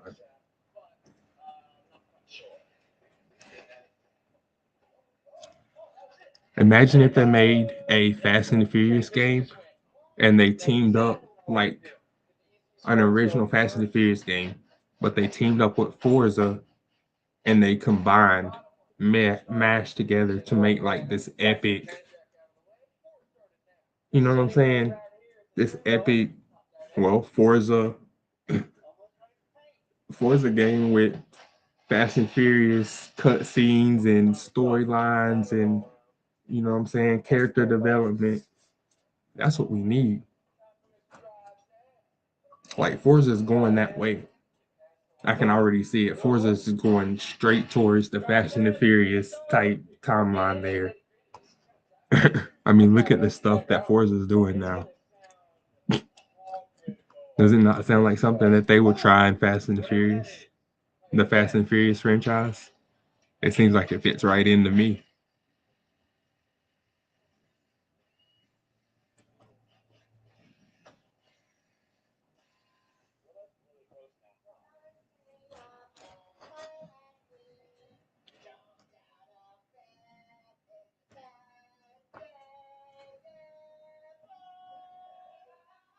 I fucking hate that song. I hate that song so much. It's the best day ever. Ugh. The song is so annoying, but it's hilarious at the same time. I hate hearing it, but I can't help but laugh when I hear it.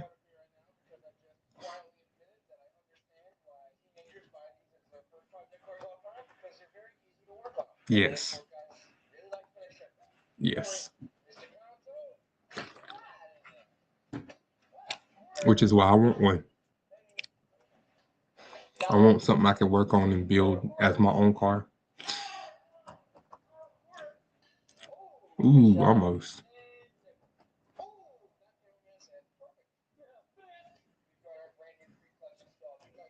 I'm just gonna take 20.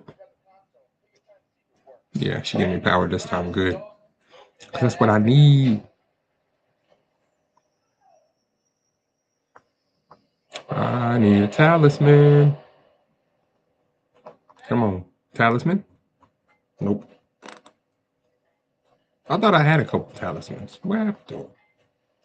I ain't used them already, right?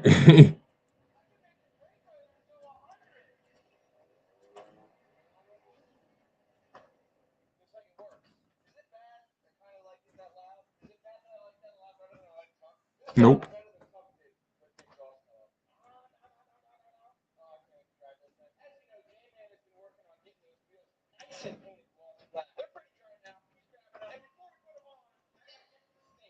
This thing's currently squatted like crazy. Now when it's slammed on the ground. The good news is, these are hot garbage cheap coilovers, and they're not rusty. The rear end was slammed, and the front was at stock height. I just wanted to go Somebody got to lazy the. at some point. I don't know why they were riding it like that. But basically, I counted the threads showing on the rears, and there are 9 threads showing. So I'm going to lower the front to match the rears, and hopefully it sits level, and I don't have to lift it back up and adjust it. Time for something awesome. Damn, man, shiny as hell.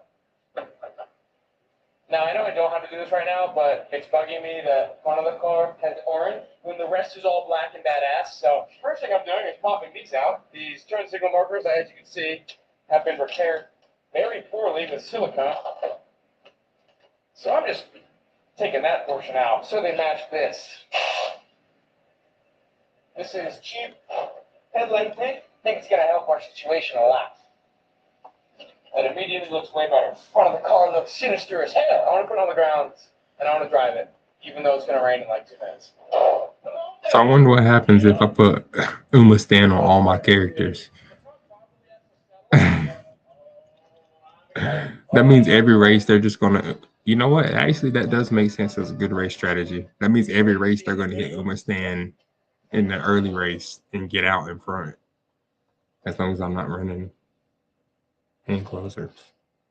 In which case, well,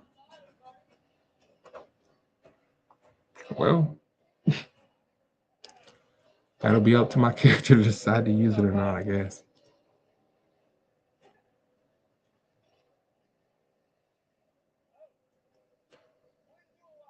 Go this worker.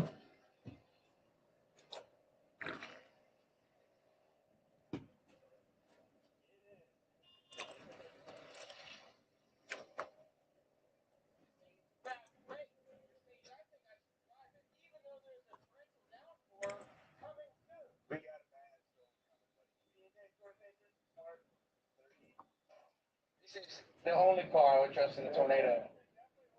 Sucked up immediately in a tornado. And something's getting sucked up though.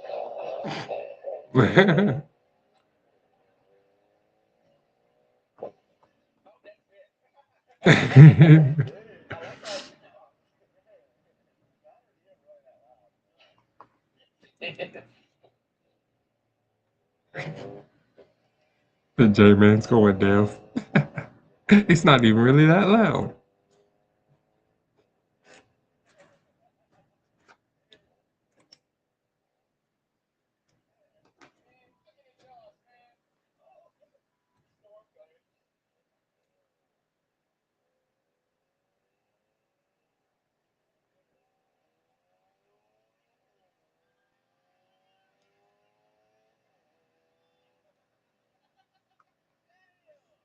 Turned it into a dragster, bro. I want to see Tom's Reefer turn that Miata into a dragster. I just want to see how he would turn it into a dragster. Because what I would want to see, right? What I want to do, I want to take a Mazda Miata, right? Drop the motor out of it and put a Hellcat inside that Miata. Yes, I want to put a Hellcat in a Miata. There you go. I'm telling you, that's the perfect drift car. Once you build out the Miata, drop the Hellcat motor in there, I'm telling you, That is the perfect drift car because that motor with the weight of the Miata, you don't need 1,000 horsepower. First of all, you don't need 1,000 horsepower anyway to drift. I don't even know where that legend came from. That's a fucking lie. The 1,000 horsepower thing is only for if you want to be a D1 drifter, like going for masters. That's the only reason you need 1,000 horsepower. To drift, you can drift with a 200 horsepower car. If you just want to have fun, you don't even need half of that. Half of You don't even need 500 horsepower to have fun drifting. 250 horsepower, you got it. You're good.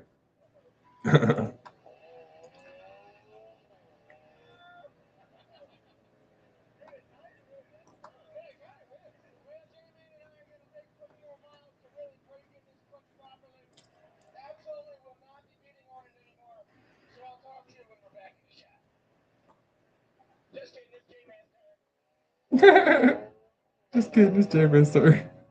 I know J-Man's gonna rip that car. Yo.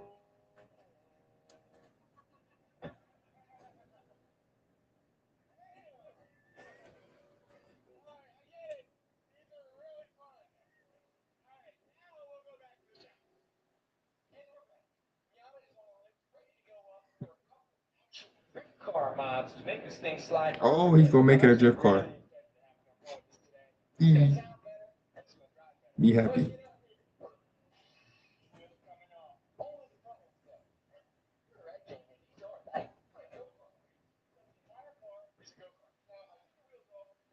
I want to drop the front suspension more because it was still squatted, so I'm going to max out these cheap coilovers. And also, I'm going to modify this thing for some steering angle, because we're going to be doing lots of donuts. And if the motor does blow up, I would like to be able to counter steer really well. Just drift car things, man. After all of my copious research on the internet, I have found totally the right way and safe way to add more steering angle. Basically, I want more of this. So what I'm going to do, now that I've got the boots off of my steering rack, is I'm going to unbolt the steering rack and... I'm surprised this seems not classified as a summer race. It's starting in June. It's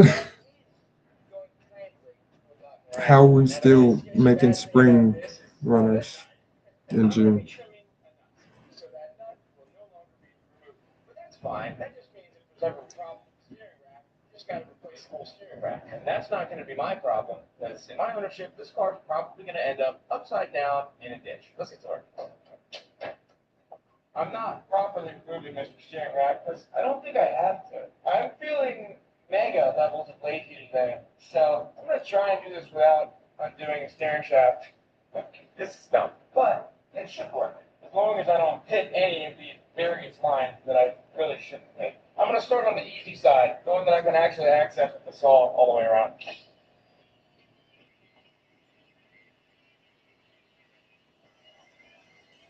For the record, the threads are on the round portion. The threads are not on the nut portion I'm currently cutting off. So before you comment, I'm cutting off all the threads and it's going to fall off, you're wrong. I'm just making it so I can't remove it anymore.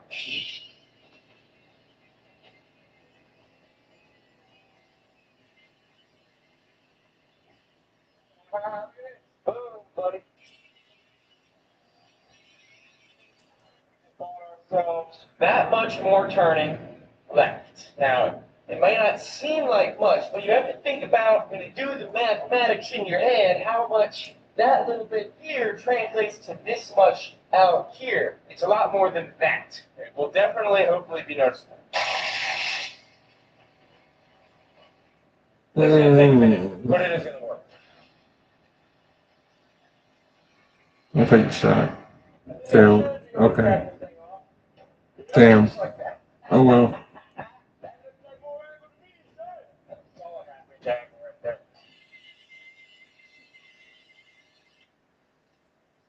Get some of those stats back.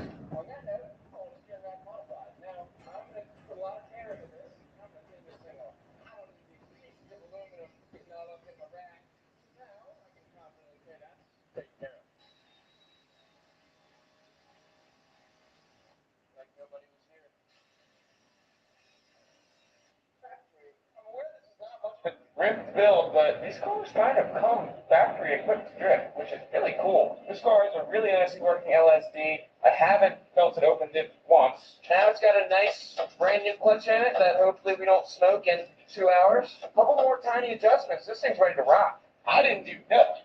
I'm also going to absolutely max out these coilovers so the car actually sits slammed. If he puts a turbo on that Miata, he's gonna blow his own mind. He doesn't understand. Tom doesn't understand. From Tom's refurb. He doesn't understand. If you just build the motor just a little bit, like you're probably not gonna want to get rid of that car. There's a reason there's not a lot of them on the market. Put it like that. Like you can't go, like you're not gonna go online right now and find a Mazda Miata for $2,000. It's not gonna happen. Even if it's a crappy one, they're gonna be selling it for like $8,000, $10,000 because they know what people are going to be doing with these cars. Obviously, because we know what people are going to be doing with these cars. Now we're in our 30s. Now we know what the 20-year-olds are going to be doing with these cars. It's the same reason why Honda Civics are so sought after now, especially in the 90s, early 2000s Honda Civics. That's why you can't find them no more. Because we done took them all, stripped them all out, turned them into dragsters and drift cars and circuit demons or time attack demons.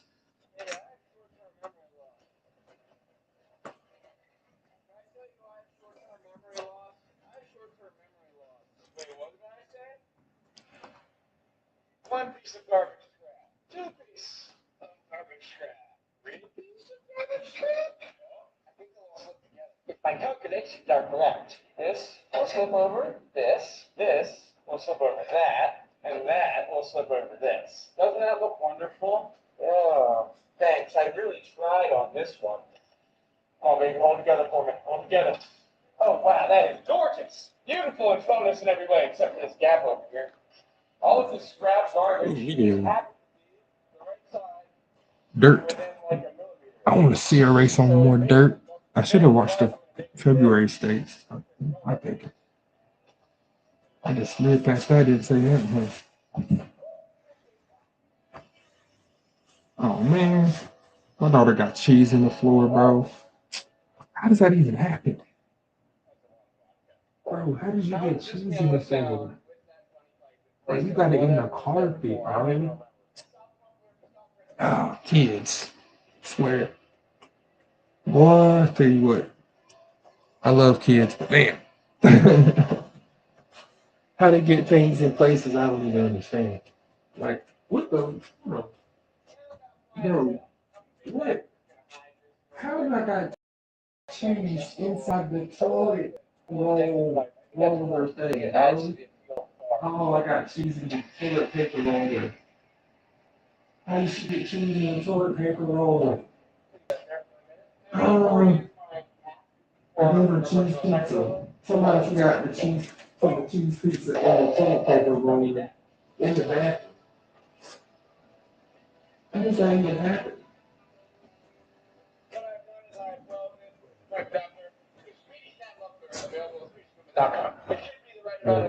But it also is definitely going to sound like a Honda Civic from an early 2000s YouTube video. This makes me wonder what I did. Accidentally fit up an exhaust system that looks stop. I was going to put a crazy wild thing on it, but I kind of like how that looks. I call it more reason to step together. All right, man, custom Miata Hasselback. Oh, buddy, you know, how's that? Good.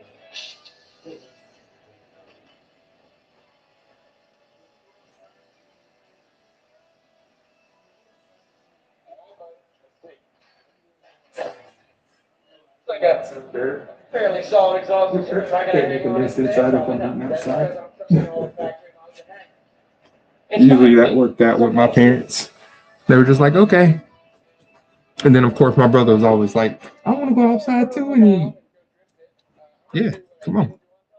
You know?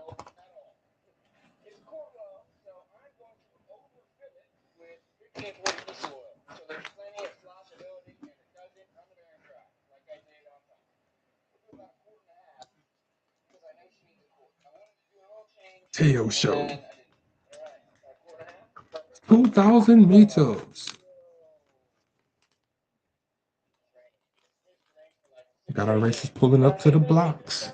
Got Agnes Digital and Nice Nature looking to take out O'Geary Cup, the original version. Choo, choo, choo. The OG. The Mountaintop Blazer. The Off-Road Killer. It's O'Geary Cup. And the race is on. Everyone gets out of their gate good. No late starts. All around the block. Because the block is hot. The block is hot. The block is hot. The block is hot. Hot, hot.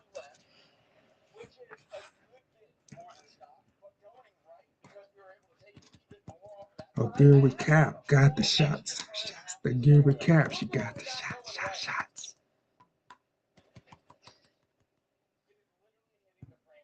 Which is pretty much all we can do without like aftermarket drift numbers Yeah. and stuff. So that costs $0.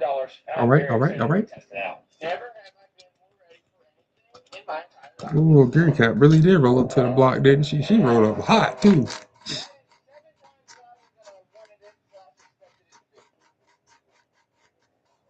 What are you doing up here? She Amazon? You running pace? Why is she running pace? What the bug? Why is she Amazon running pace? Like she's way weaker. What?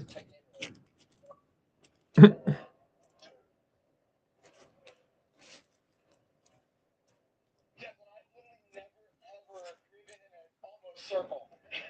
Right there. It's gonna be fun. I do have to go get gas though. So I guess we'll our new exhaust.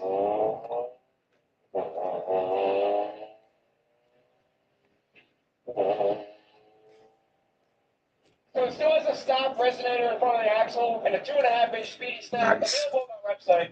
I don't think it sounds bad. I just think it's louder than I expected.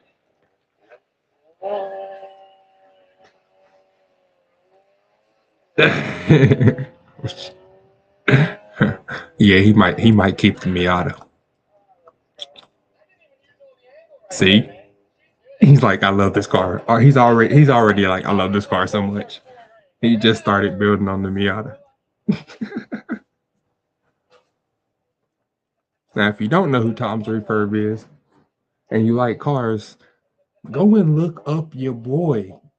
He's got the best car content on YouTube. The only reason that he don't have billions of views is because of guys like the crew like C-Boys that's out there doing videos. They're not actually building anything anymore. They're just buying weird vehicles. I mean, they are building stuff, but they're not building building out of the love of building. Like they're just doing what seems relevant at the time, especially for events. Like they like building for events, like races, enduro races, rock crawling, stuff like that. This is like everyday car content, like an everyday builder content type deal. Like the guy that got the 9 to 5 that don't got all day to sit around and plan the build and got the money to do so and just chill out. No, no, no, no, no, no.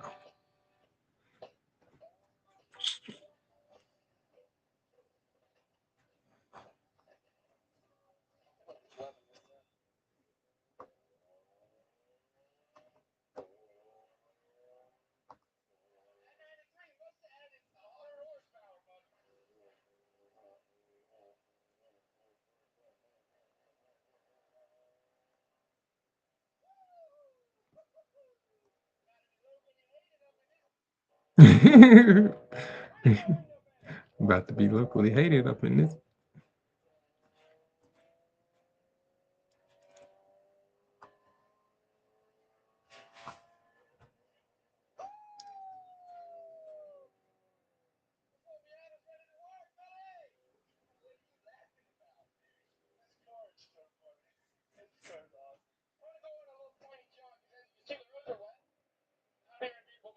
Which is kind of great for practicing sliding because this thing 90 horsepower. I just want to see how that angle does in a real world scenario, allegedly in Mexico. I would like 90 to horsepower. See, he ain't even got 100. They ain't got 90 horsepower.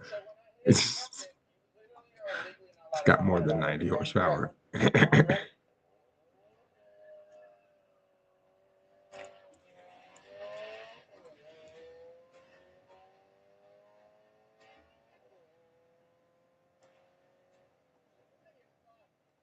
To really try the angle and the slidability, we're going to need to revisit our secret location. That is, of course, a closed course private property in Mexico.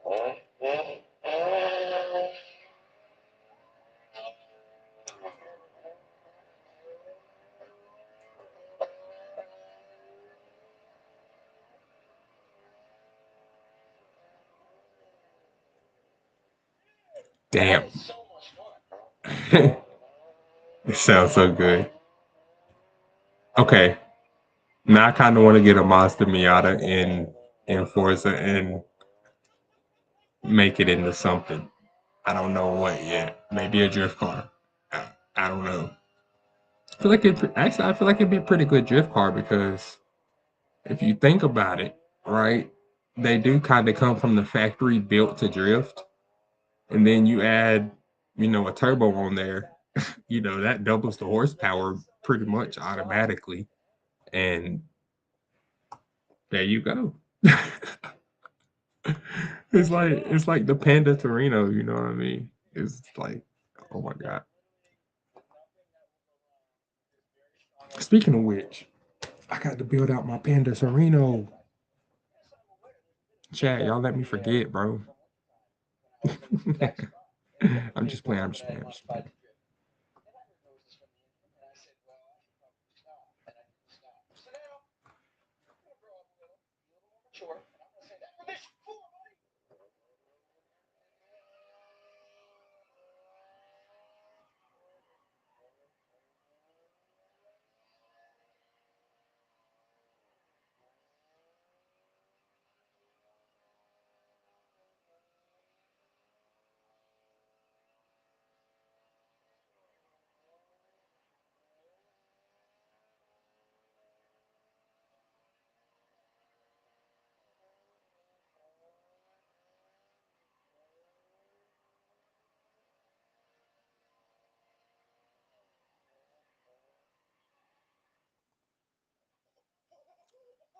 Ooh, you blew it up.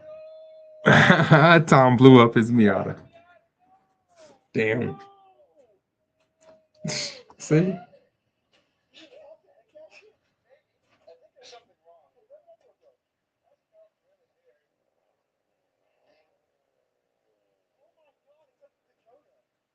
don't know why this happens. Literally, why does this always happen to me? I try my best to be really kind to my vehicles, especially the cheap ones. Kind of sounds like a 7-3. If the diesel one, you can't fly.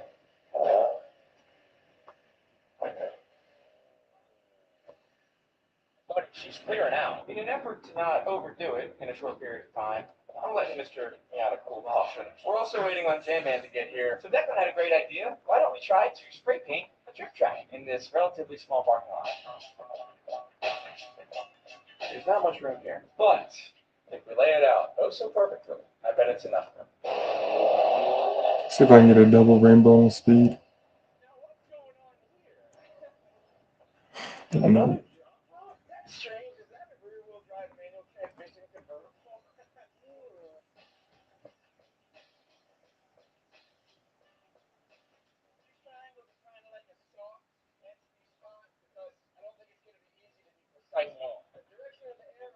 Is the direction the side of the car should point. We've mapped out the track some more. We've got that tight turn, we've got a real wide turn. Wide turn's gonna hang here, and then we'll run another real tight turn. So I think I'm gonna test that and see if that is possible. And you guys should come over here so I don't kill you. At least he warned you.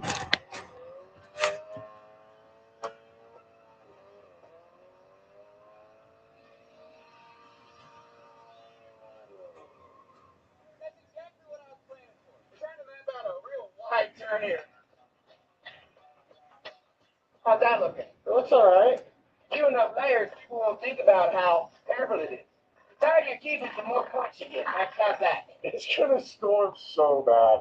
I just want to get the paint on the ground before the storm comes and wash it. We're officially out of paint. But look, the course is pretty well mapped out. Entrance, right turn, wide left turn, goes into a tight right turn, and then another wide left turn, all the way around here. Entry fee is $80. We do not have insurance.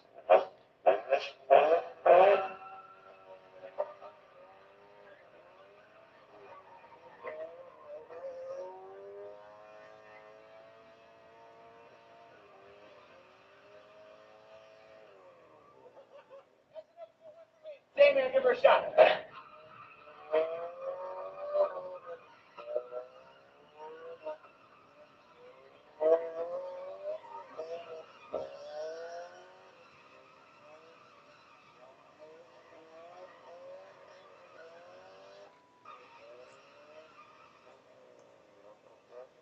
Get away, buddy, but it's your turn. Zach, we're going under the cover here. That thing slides awesome. Go for it, buddy! In the rain. Window soaking.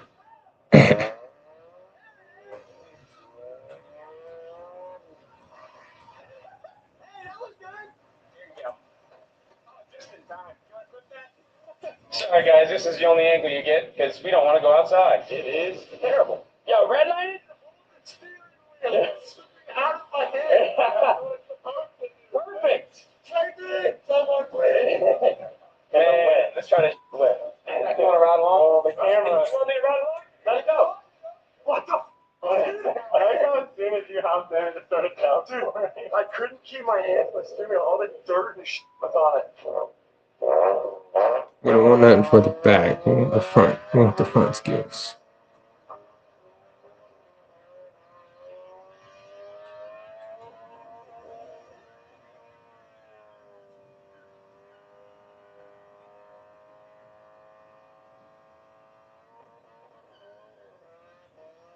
He plays Forza.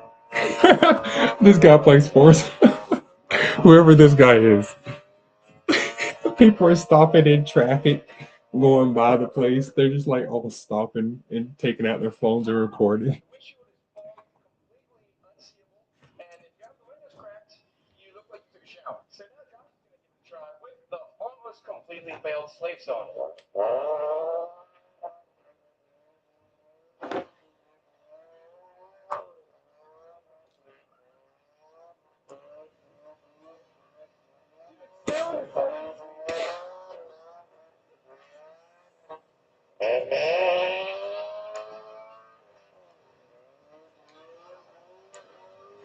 Oh, wait. Okay. Hold on.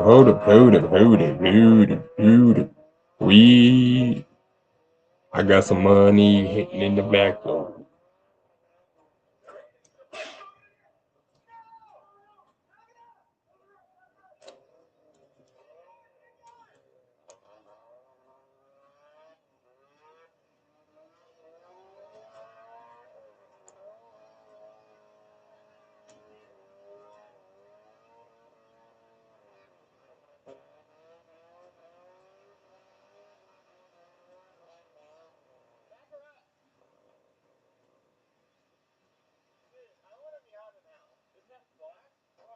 It keeps like breaking and then fixing itself. It knows what it wants, and it wants to be beaten. Someone stuck me in the auto with the roof down. Oh, I never turned. It was so down for him.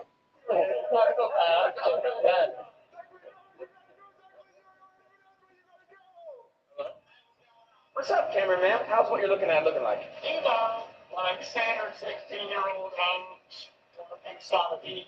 It was a little bit long, but it's been bouncing underneath on the outside. I just saw you said the rock was gone, but it has a welded diff and a stage 2 clutch that engages rather nicely. Does it drive fine? Yeah. I mean, I've never driven one before, but it drives pretty decent and it's got the welded diff, so.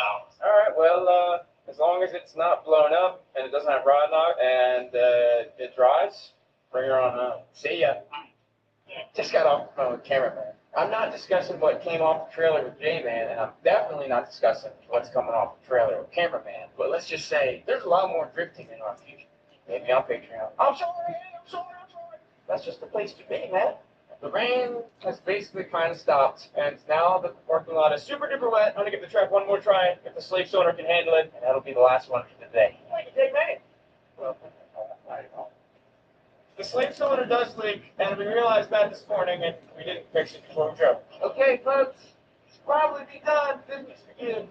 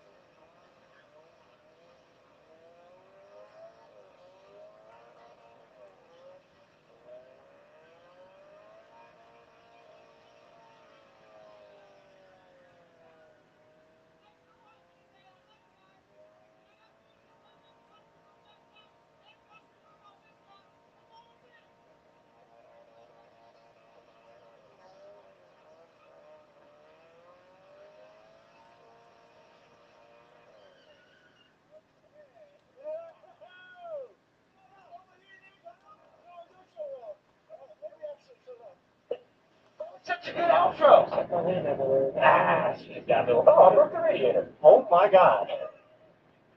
Wow. Actually, just okay. Well, that's what I needed to have. I said what I needed to say, but that needs fixed. Maybe I'll live on a radio. What? Do you do that? What? I mean, I think it's pretty obvious. I think you just trying to film a YouTube outro while doing a burnout on a Rebel curve. Yeah. Duh. Oh, I'm so sorry. I forgot about how you're like doing really fat ass. It's so cool right now. Oh my God. Well, I already did the outro, but the Miata's awesome. That was a lot of fun. I understand why people liked them. So, thanks for being here on the best day of automotive content on YouTube. That's one thing I forgot to say. This thing takes more views than talk. Sounds like with a radiator, it's going to continue to. And like I said, the drift things are about to happen on Patreon, if you haven't put it together yet. So, I love you guys. I'll see you soon. Bye.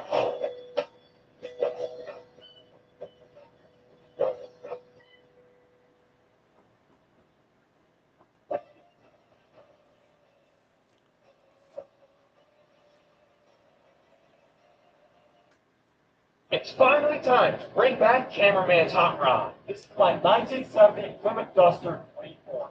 This car came factory with a 4-speed manual, and at some point, somebody put an automatic in it. And today, we're going to miss that. So let's get to work. In the first video of this car, we pulled it out of a 30-year slumber and got it back on the road. But the automatic in it only had 2 out of 3 years. I tried replacing the kickdown cable, but that didn't fix it. This transmission is toast. So let's get it into the shop.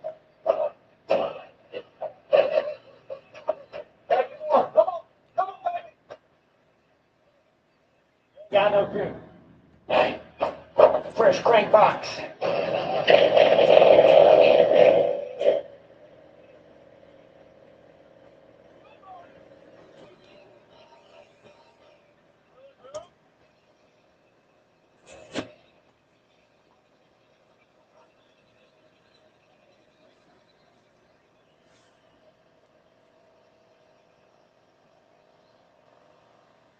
Really anticlimactic. It doesn't do nearly as good burnouts when you actually make the rear brakes work, which we did fix off belt. I think it's better in this thing now.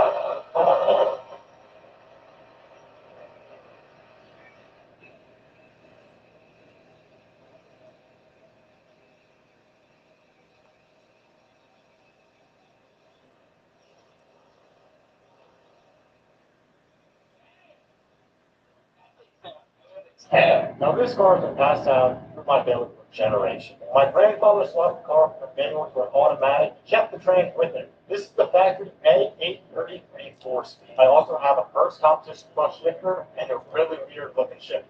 On top of that, a buddy hooked us up with a quick-time, low-proof bell housing, a new-ish clutch, a flywheel, and I also bought a plethora of everything clutch and transmission related. So I have a new Z-bar, I've got linkages, I've got bushings, I have hardware. I even bought a different slip yoke and U-joint in case the one on the transmission doesn't work. I think I pulled out all the stops. except for the throttle bearing, which I forgot, but I ordered it and it'll be here overnight, hopefully. Now let's lift this thing up and start ripping that stupid automatic out. Perfect.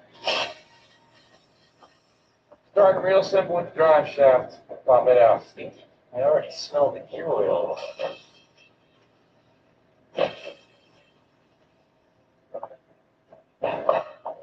I hope we can use this drive shaft. Some of our Mopar enthusiast friends claim we can.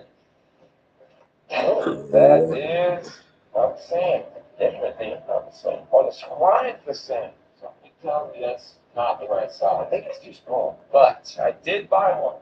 Play a game of is Tom a genius or is Tom really stupid? Stupid. More genius. Ready? Looking pretty promising. I did not buy the right unit. I've been overnighting parts like repeatedly. I forgot to buy a transmit, I forgot to buy a drove bearing. Now I got the one joint slash slip yoke. Time to overnight some more parts. While Tom messes around with the drive shaft, I'm gonna go ahead and get these transmission lines off. Not need these anymore. They're breaking. Now it's coming off. See? We're almost there. Look. See if we can't wheel you out of here. Ooh, that's gonna be tight. There we go. We're on something. We're cooking. Well, the starter is very in there. That is not what I meant to. Strategy here. Let's try this. Oh. Nope. That's not even close. Okay. Well, the starter might just rest on the headers until this project is done, man. Because that's not coming out. I'm taking off this engine brace behind the starter. And I am removing the speedometer cable and just nearly missing that giant spill. You got me. Just barely got me. Okay, let's play the torque converter. There it is.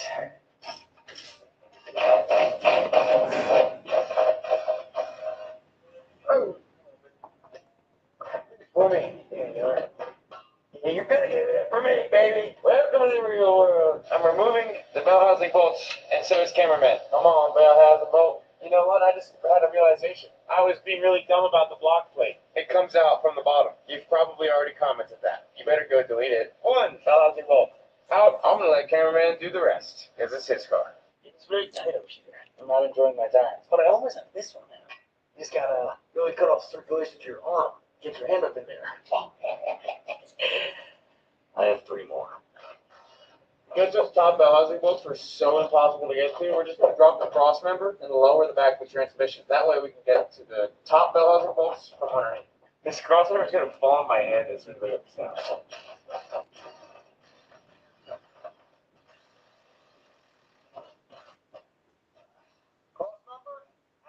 Josh got the last bell housing bolt out, and now the transmission is hanging on by a thread. Now I think if we just kind of wiggle and fork it off, we can land it on this. It could get squirrely here. Honestly, I mean, we can just wiggle and pull and hope that it's not doing anything crazy. Oh, it's gonna come out really easy, but we just gotta make sure it doesn't fall off, and if it does, step out of the way. Ready? Oh, that was easy as pie, buddy. All right, hold on. Oh, we're on the headers. Now we're on headers. Yay! We have officially made the duster cooler immediately. Look at your leak you have. Yummy. Oh my, there's some mouse turds in there too, I think. Anybody want a 904 with only 2 gears? I mean, it'll get you down the drugstore. Oh, maybe 8. You guys just saw POV. You are cameraman hitting your head really hard on the lift. That's what that looked like, everybody. It still hurts bad. Can I get a post game? No. Should have my eyes up, but they were down. Should have better field awareness. Now I can finally get the starter out. I can fix this. The completely rounded bolt holding the trigger wire on. I wouldn't say let's just replace the starter, but it works great. Mopar people, we'd like to call this flex plate, but it's not. It's just like a torque converter. One more thing left before there's no more automatic evidence. Goodbye, automatic. Something scary part. We're gonna pop off the cover of this transmission and see if my hard work of getting those bell housing balls out was for nothing or not. Okay, we watched some videos and the guy just grabbed it. Look what it took him out. Ooh, nice. There's nothing terrible. There's no metal flakage in the oil. It all looks clean. So let's put it back on. Put some fresh fluid in it. Let's run it. All right, case is back on. Let's see what happened. We also put on the new Hearst shift levers. So now we just got to figure out the linkage, and then we'll be ready to grow some gears. After a few hours and a much-needed dinner break after doing this tedious work, we figured out the shipper linkage, and it was very hard. There was legitimately one picture on Google Images. This one right here.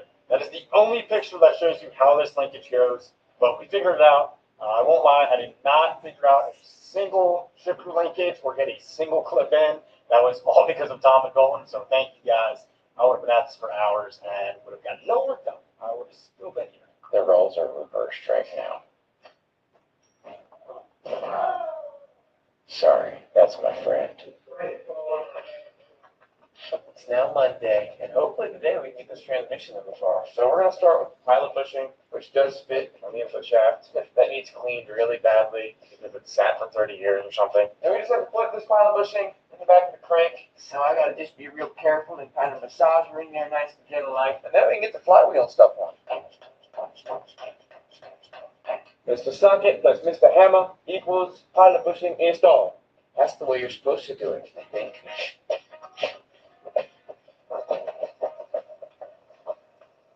Getting this bad boy with a quick resurface, mainly just because it's dirty and has a tiny amount of surface rust. Man, we all the machine stuff. Dude, I think this is a new flywheel. It kind of looks like one, but it is a little bit old, so just trying to get it really, really clean. Where's the flywheel nice and clean? Up in there. Cool. Got some ARP flywheel bolts here. 80 foot-pounds on the ARP flywheel bolts. All good.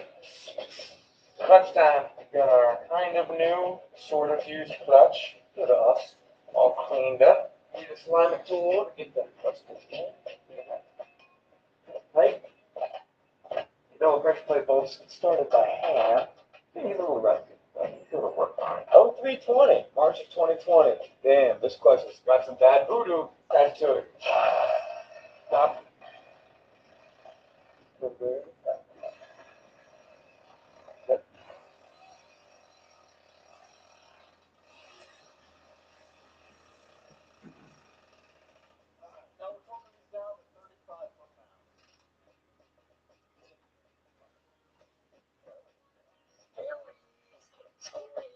I mean, worst case scenario, it just snaps and it's gone forever. It's horrible. Oh, there we go. It literally has to be this one. Oh, right the first time, I swear. Oh, no.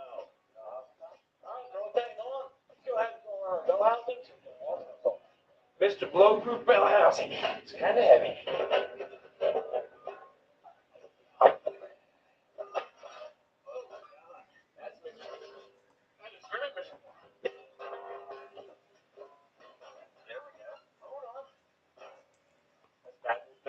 It's a real pain in the bells. Yes, you know, I thought maybe I could do one. You guys do it nonstop, and I thought maybe I could have a turn because I get to watch you guys do it and have a lot of fun. And I'm gonna stop talking about it. You didn't do it at the right time. If you do it, joke's really got to come in clutch. It didn't really transmit that well. Yeah, definitely. At least you didn't fork it up too bad, you know.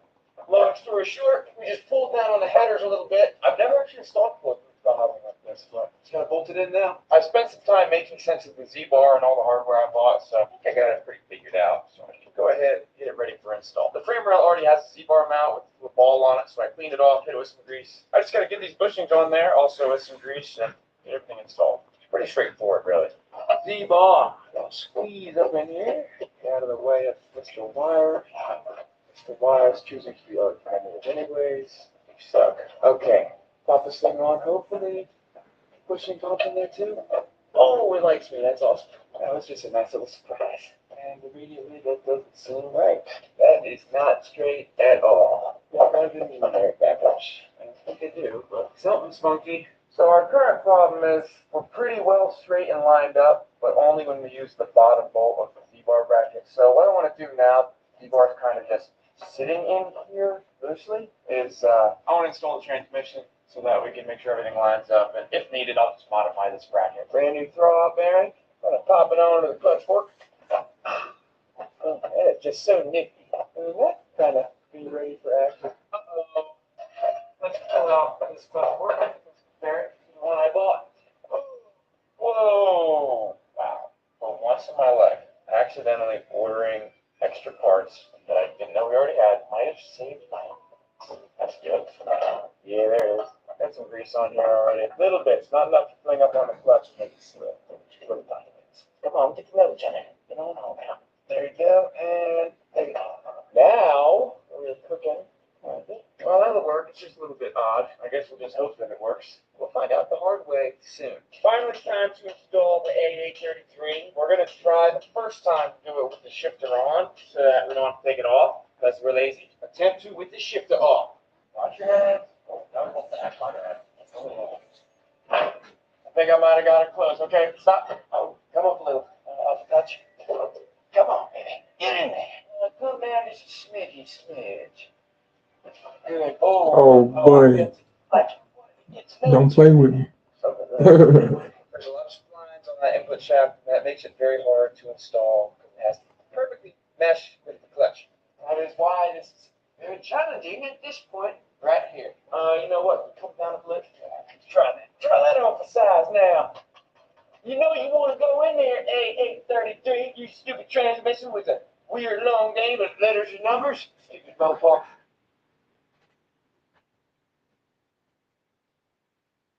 Ooh, wait.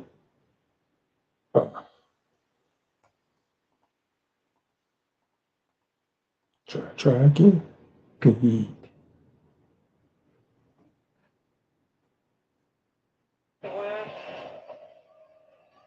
my paper receive the words cause and issues for the teams?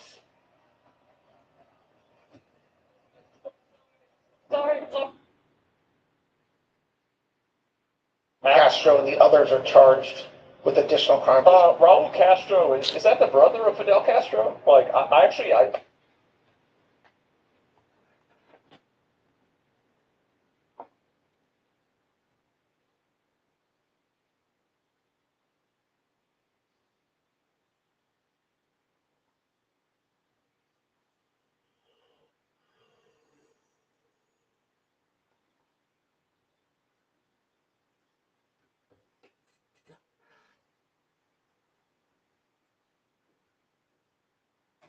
I watched all 400.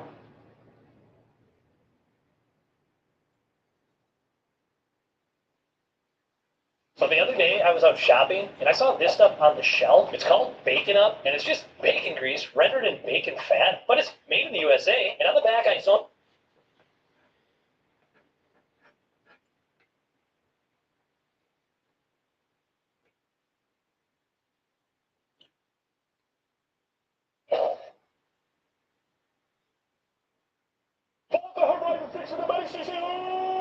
hello! It is time! I said years and years. There we see a wreck, and there we see something there, and then.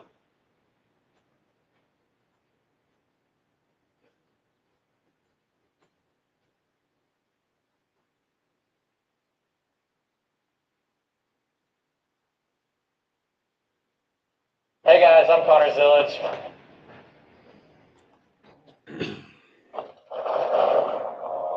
we measure longevity in years.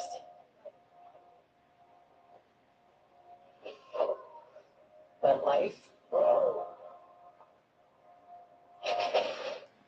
is measured in moments.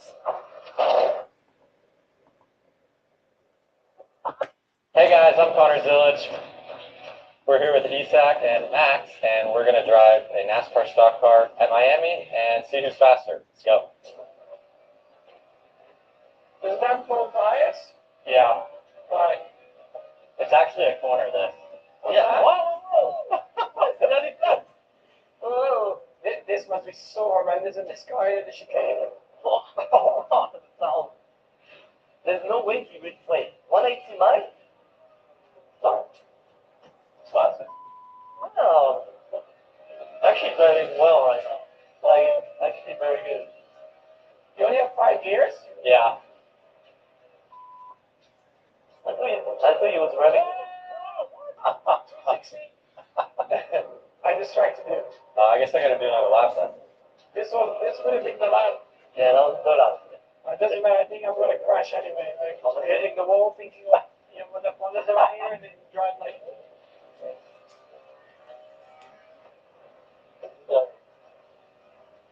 I guess no more real titles. I know. Yeah, good. We're good. Oh my god! No! I'm so close. Enough time. All right. It's the best time.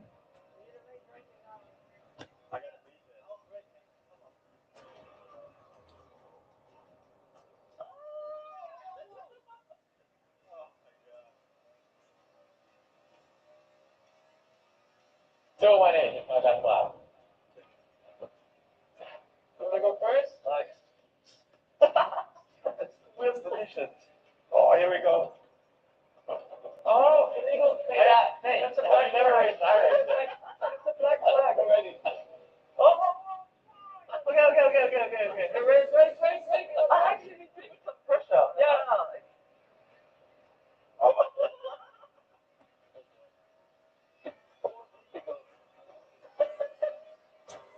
This is gonna be fun, your lap.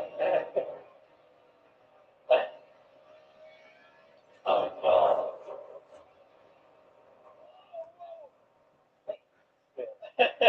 Well, not bad, huh? Spin. Oh, you made the corner. Oh, you're hitting it. Yeah. The cone race. Wow, come on. What do you mean? Shit, don't do that in real life. You've done it. I've done it, yeah. It's not good for the car. Oh, look, You're getting a warm up. Look. You have to lift for this corner anyway. It doesn't help. Yeah. I'm preparing the tires.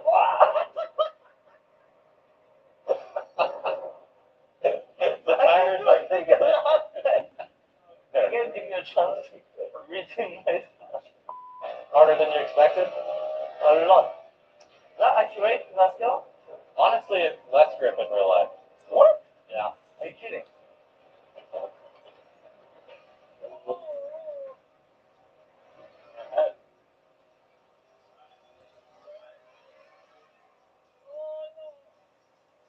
Okay, right. There. Oh. That is cool. Yeah.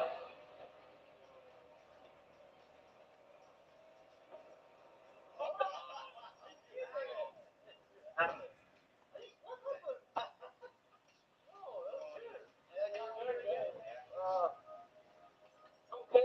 I cannot drive with shoes though, so I need to take them off. Okay, Max, so a lot of curb. Okay? Oh, you're I was late. Dear God.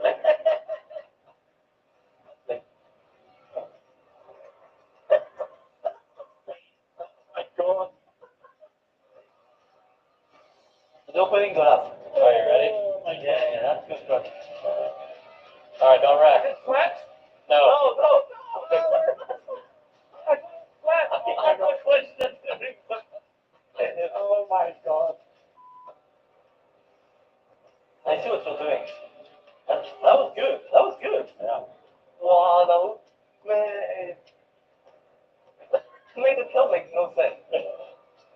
That's a good break point. Yeah. Yeah, the ball. It is. It's good. It's good. Lots of room. Like nothing wet. You would be able. Not flat. Fix that up. Oh. Yes. Oh my God. That's such a good film. Keeping him at third. Yeah. Okay. Oh, he's destroying. Oh.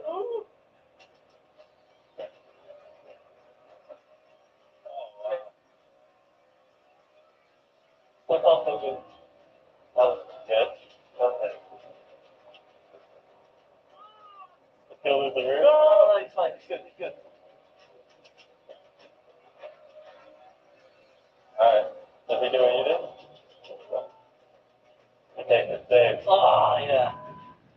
I just done that. Don't mess the brake though.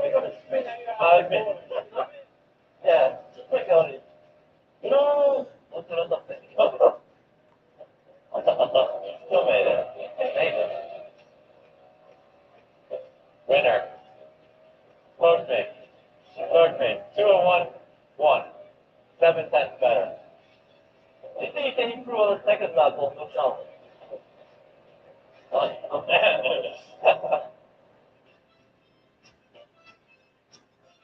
Max won.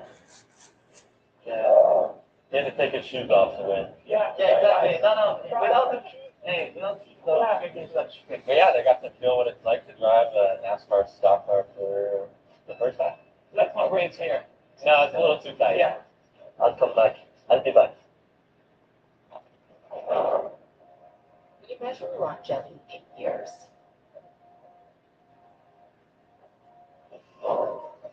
But life, it's measured in moments.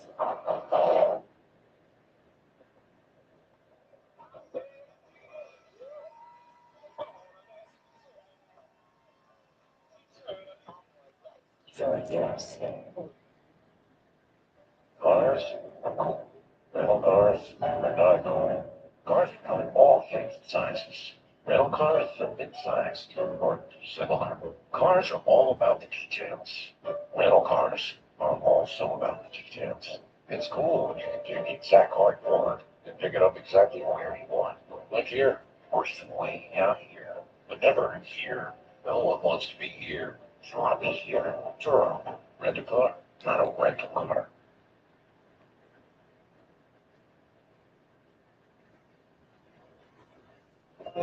We have a flare. Maker's Mark. Perfectly unreasonable. Make them dream about it. Your boy. Make it at a price that'll let you sleep soundly. Either make a meal of it with Dog Chat.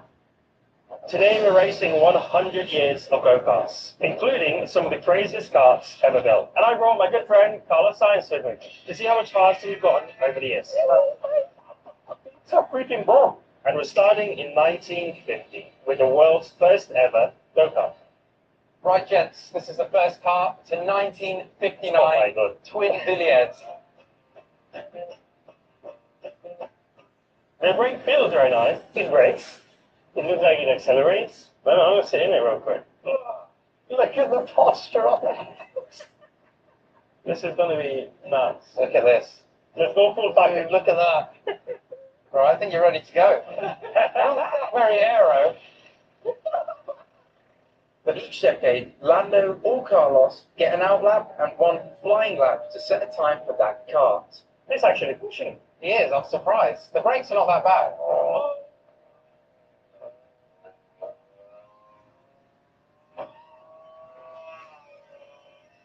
Face with that helmet is ridiculous. Here we go, this is the flying lap. So now we warmed up the tires and now we can push lap now. You're going to have a bit less fuel in as well, a bit lighter. He's leaning. We're going full off. You have to. I guess you I have to. drove something similar in the UK. You genuinely have to lean, otherwise. If not, you fell off. Yeah.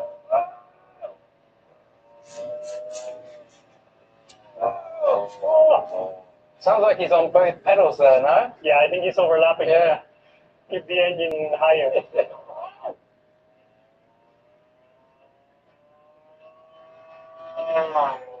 Done. 1 minute on the dot. Oh, he's smiling. How He's was laughing. that? Right, that's a workout. Really? Workout, yeah. What, core? To not pull out. Yeah. If I found in the end it's a lean in. Then you were leaning in massively. Yeah. What? You have to. Well, there's the key, no? If you hit a big curve, you're in trouble. Yeah. Yeah. Yeah. It's quite like sensitive on the wheel. It looks really direct. I think you stop wobbling. Well, Carlos, now you see how to drive. I thought we were alternating go-karts. No. I'm going to start where those started. It's sweaty. What are you laughing at? It makes great. With Lando's lap in the 50s kart complete, it was time for Carlos to see if he could match or beat that time. Get out of my way. Watch.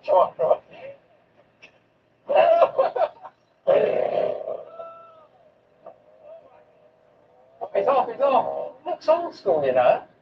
I thought I was made I for think it. it's more the suit. That's not very 90s, 50s, is it? Is that what you think? Yeah, I Right, think so it's we'll- yeah. ready up. So this is it. It's one lap. This is his one lap. Look at him. Come on.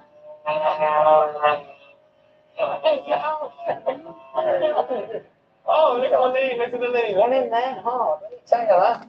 Oh, he's pushing, man. He's pushing. Oh, no, it's not. No, it's not. It's so funny because you can see every correction, but the car just moves with it. Oh, he's on the way there. Why is it? That's worked. Oh, we no, have he to come out of it. He didn't. Oh, I do a lot of time down here. Oh. What we got? What we got? 50 seconds so far. 10 seconds.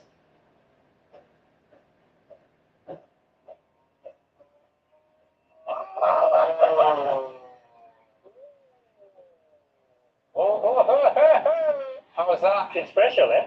Oh, it's really cool.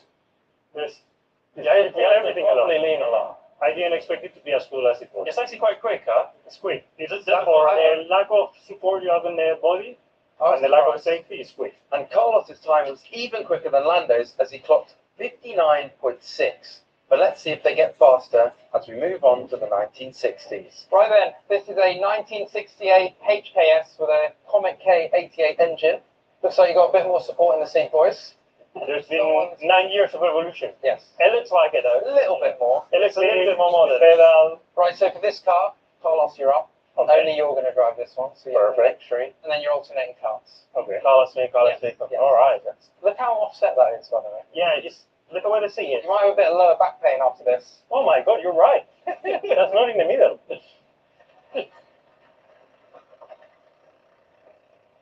Why is this so funny? Why does it look so funny? Oh my God. Oh, look at the wobble. So, right, we got Oh, all right. Carlos All in right. what looks like a cadet car for him. It looks like it's made for 8-year-olds. Yeah. It's coming, mate. All right, I know, I'm ready. Ready? Here we go. Oh, mate, that's actually fast. You see his belly lift? It's like, no. No. It started as a flyer and then it faded. Oh, this looks a lot quicker. It is, mate. Listen to it. Oh, whoa. Hey, you got some power, man. Oh, that's a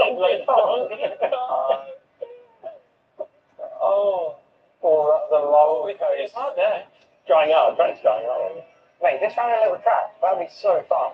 Sounds good. Really nimble. Oh, Big left. Oh, he's fighting it. He's hustling. I mean, that drone shot's going to look really good. All right, here we go. How much quicker it's going to be? I don't know. And here he comes. His face. About 6 seconds quicker. Quite a lot. On a 60-second lap, it's 10%. I done maths. Well done. The brake's gone. It literally has no brakes.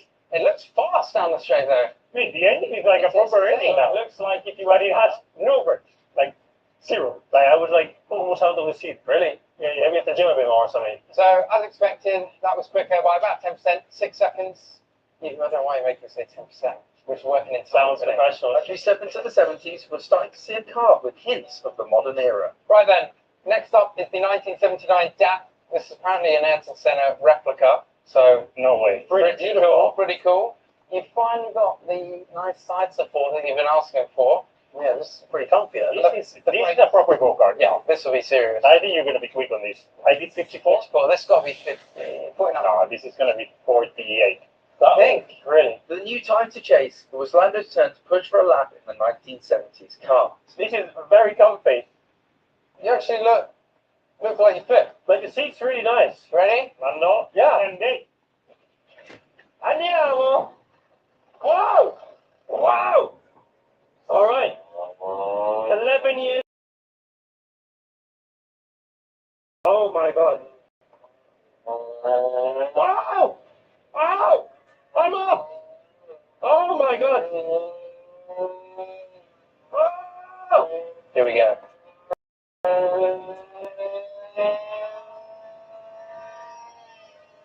Oh, that sounds nice. We're going to break late. Left. Oh, the brakes are so much better. Huh? Yeah. Come on. It looks fast out of there. Oh. Grass again. That's good. Really? That was nice. The grip's coming in now. The grip's coming in.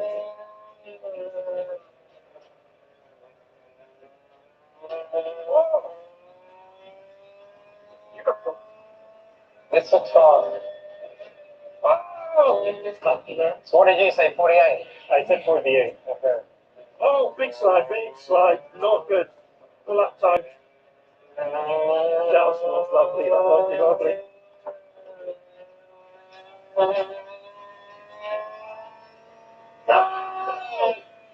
51. Not bad, not bad. It was nice. That looked more stable. It looked like it was getting better and better as well. Yeah. You need to think now you were 3 seconds quicker, but I think it's more difficult to get lap time. Yeah, we're closer. But it's already felt quite quick. No, this is country as well. Really? Yeah. The Lando clocked 51 seconds, and now it's on to the 1980s, where we see a car that should be a lot faster. So, for Carlos, we've got your number on already. This is a 1989 Birrell Perilla. So, this is mint. Another 10 years on. Proper seat. The seat is a real race. Finally, It's a proper seat. Yeah, it's a proper number. You got some brakes again? Yes, you'll be. I'm gonna be very thankful for the brakes. Right then, Bring it on. let's start it. I'm ready. Vamos, Carlitos. Hey, that nearly went.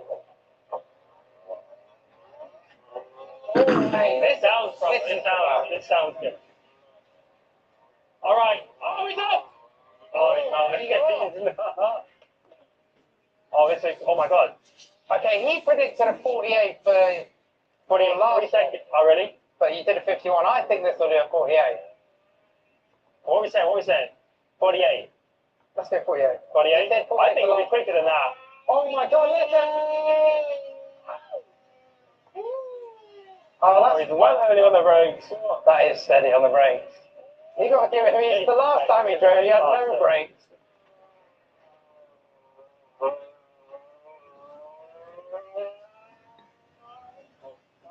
Mate, this is really rapid. Why is this way faster than even yours? No, it is. Mine wasn't that quick on the straight. It really wasn't. These were really fast. And these are. I don't think you're gonna get much quicker. 80, 90, and like early 2000 were the fastest car.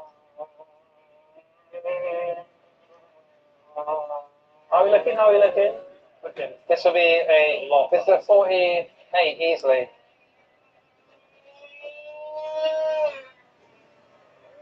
A 46?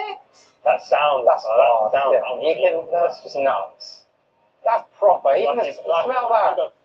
It's like a bakery.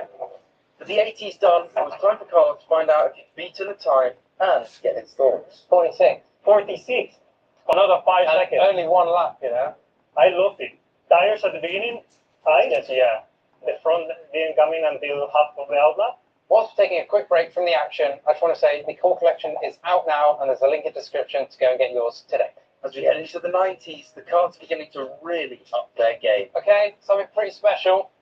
1996 CRG Super Formula A, and it did win the Oceania Championship, I believe. So, I mean, Pedigree. look at it. It It's got just history. looks sick. This looks unbelievable. We're up! This will be really, really fast. So you can get the tyres up for the lap. Oh, I didn't think they would sound even better than the last one, but it does. What do we predict for this one lap time wise? Faster? Nice bit of choke. Oh, little lock up on the rear. Oh my God, that's me. Oh. That looks so cool. You can tell it handles like a motor car. Yeah, no bottom end there. Looks like it's running a bit rich.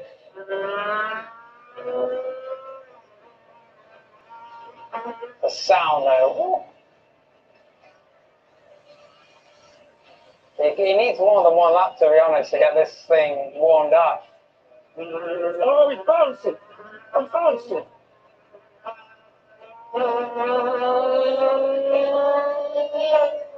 42. That was a lot of fun. That is really sick. It smells like I'm on fire, but it smells amazing. It does smell really good. It's quick. It's not quick. Yeah. More grip. I'm bouncing. bouncing everywhere. You did 42 on this. You were lifting a lot the rear tire. Yeah. You were like here. These cars always are just so good. It's so cool to drive.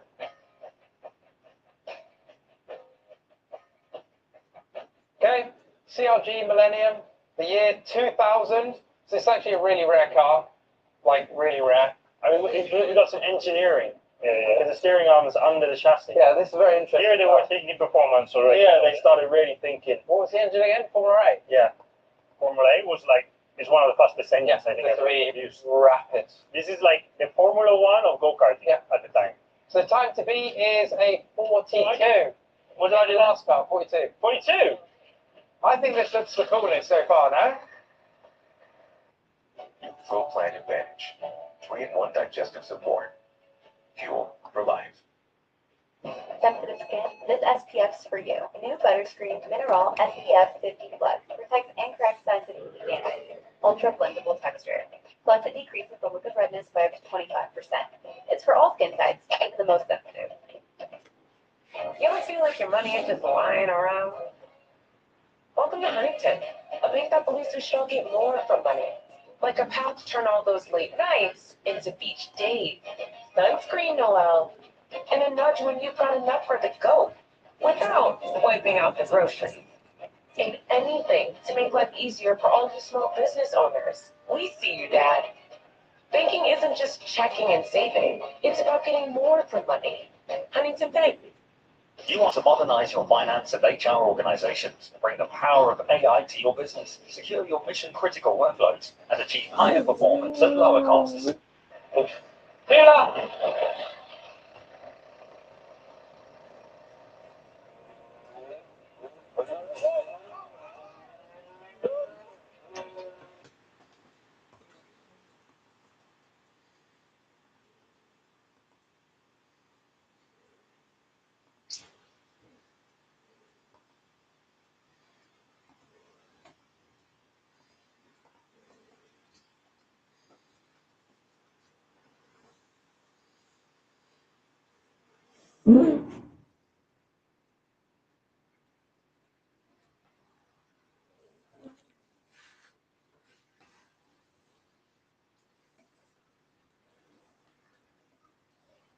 Max Verstappen, 4-time Formula One world champion.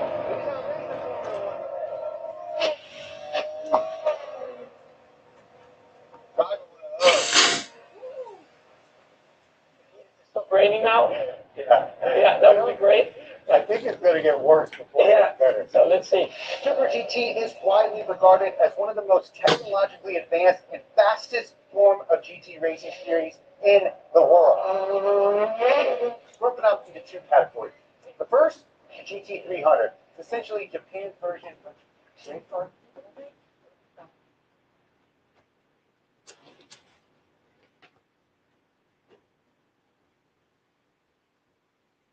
With the World Series of Bowling basically concluding with the World Championship being all the way in June, I figured I'd go over everything that happened at the WSOP because we need to talk about something very interesting that happened very recently at the WSOP, more specifically the Chameleon Championship. Garantang just made history, and it's more than meets the eye.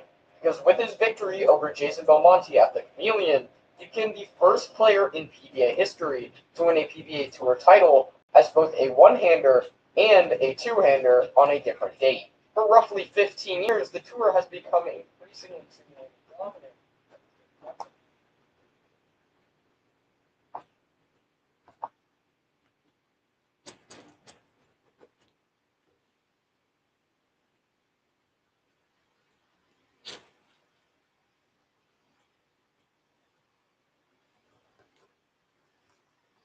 So you might be wondering why I'm in the back seat of Klaus. Well, that all started 2 minutes ago.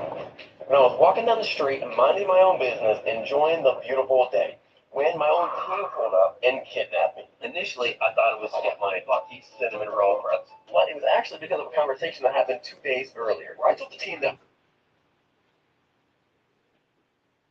The United States Secret Service, known for their elite special agents and fleet of heavily armored vehicles, their primary mission is one we're all familiar with: protecting the President of the United States.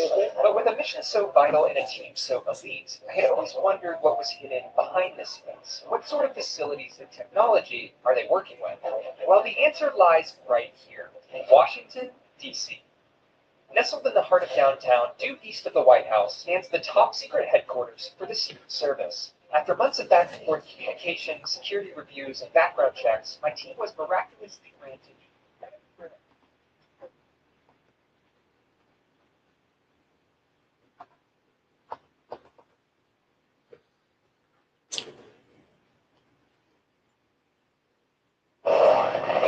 On this episode of Mythbusters, we're taking you out to the ball game. I want to see you take a full swing and that beanie still stay on your head. Legendary pitcher Roger Clemens joins the Mythbusters All-Stars for a baseball special. Basketball is like watching a dart go, man. It's beautiful. And we reveal the physics of a ball in flight. We're going to touch base with former big myths and answer once and for all some of baseball's burning questions. Step up to the plate with Adam and Jamie.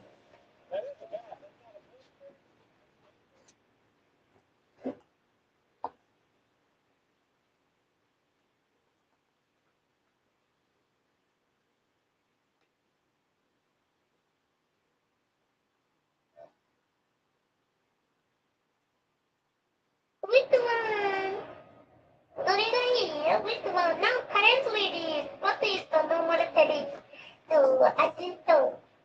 I want to buy about assist. All around level is 9. Oh, good guys.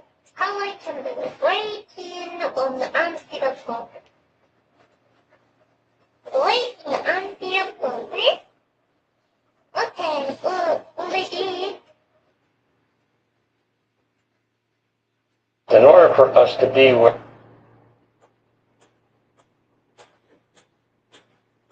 Yes, the episodes, the marquee event.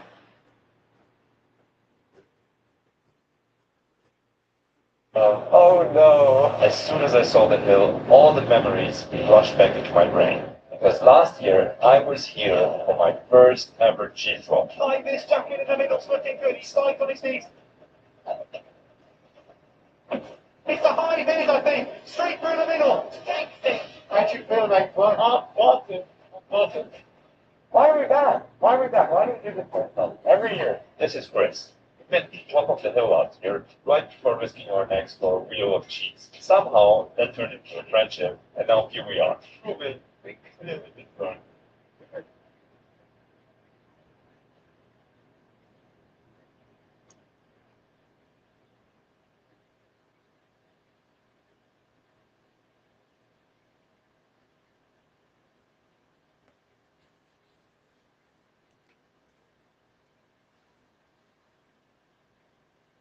With a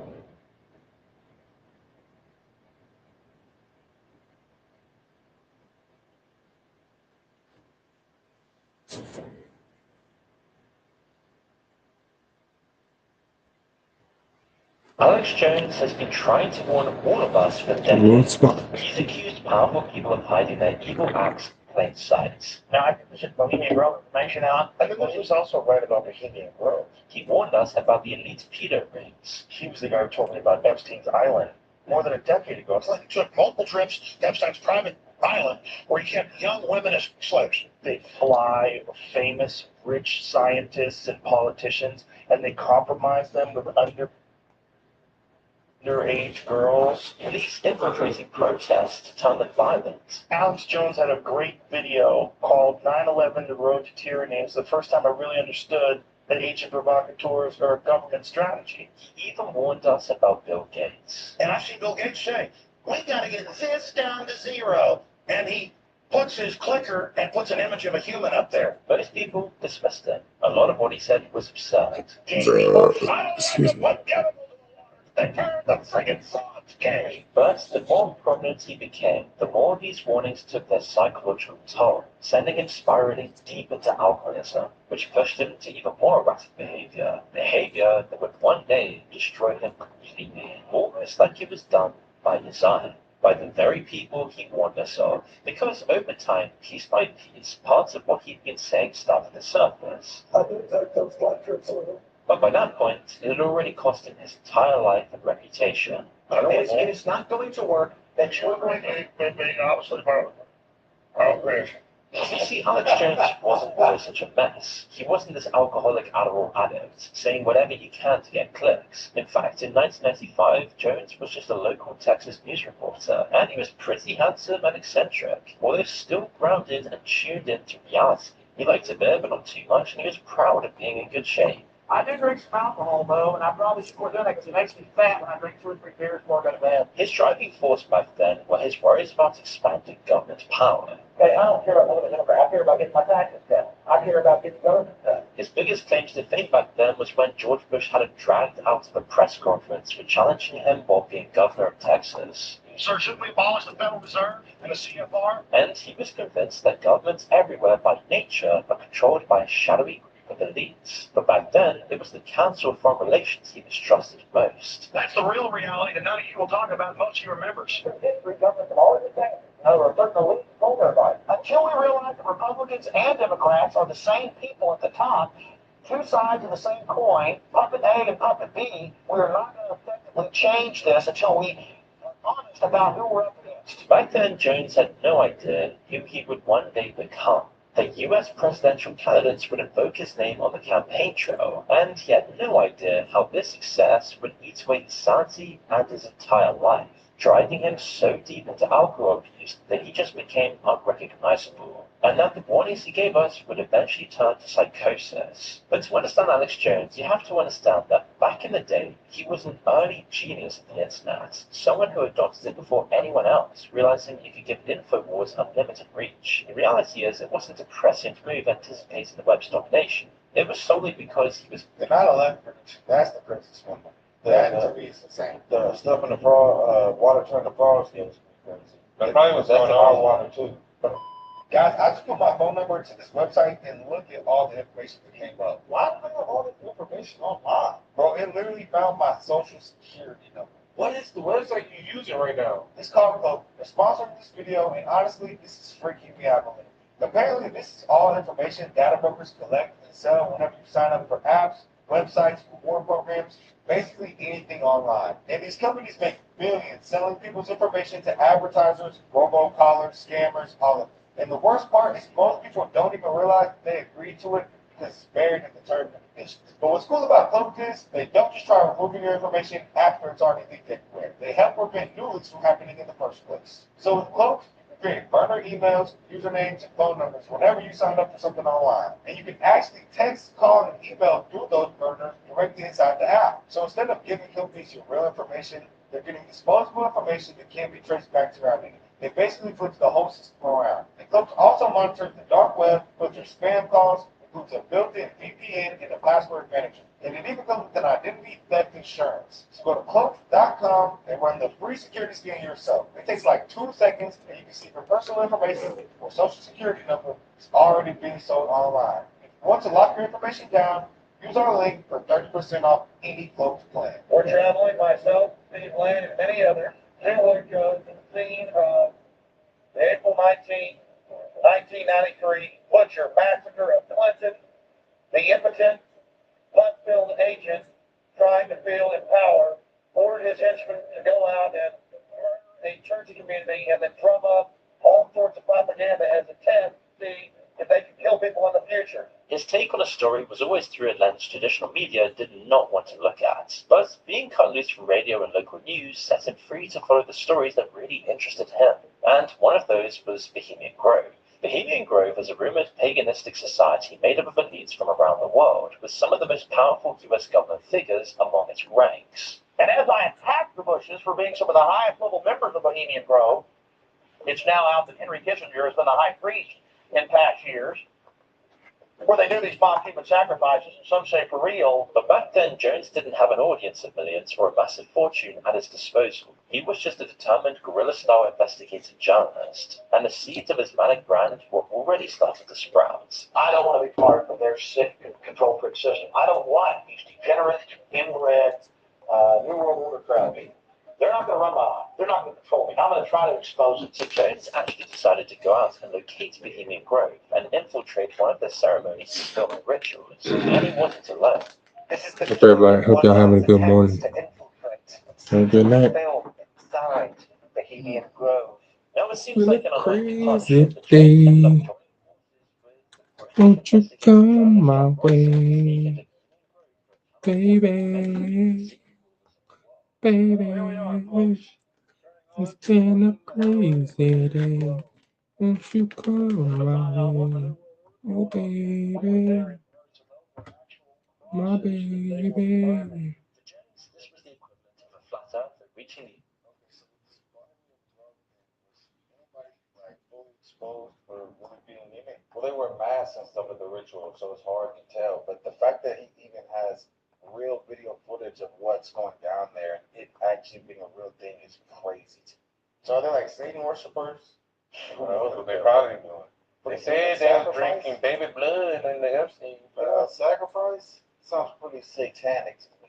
This is my first time hearing of this Bohemian Grove. This is actually insane. Just given the fact that he spoke on this stuff and then went and proved it, that's making more crazy. Pretty vindicating right there. I see why a lot of people wanted him gone and shut up. He did a good job of doing that himself. And to be fair, it was completely insane what they discovered. The place was full of roped up people practically wetting themselves with excitement in anticipation of their weird ritual of chanting and burning an effigy of an ancient owl god. All were surrounded by some of the most influential and powerful people in the world. For Jones, it was absolutely clear vindication that his New World Order really did exist. Now he was convinced that more circles of elite figures from around the world were operating in secret, doing terrible things with impunity protected by the highest powers in the world. You cover up a crime, you're involved in it.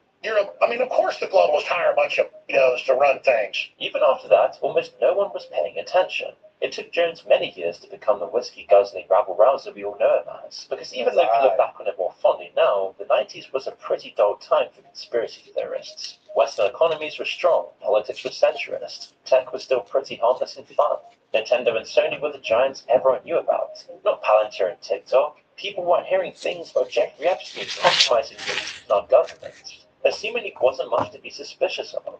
But then September 11th happened. This sent conspiracies mainstream, and it gave Jones the hard launch he'd been looking for. On 9/11, on 9/11 of September 2001, yesterday, as we do the show live, a mass bombing that I have predicted for the last 5 years occurred. They are going to now use terrorism as a pretext to destroy our civil liberties. The moment shattered everything. The illusion of global peace most Westerners lived in. The basic level of trust most people had in governments and militaries. The security people felt living in the richest, most powerful nations on earth. Suddenly now, people were questioning everything. For Jones, this was confirmation that everything he'd been warning people about for years was true.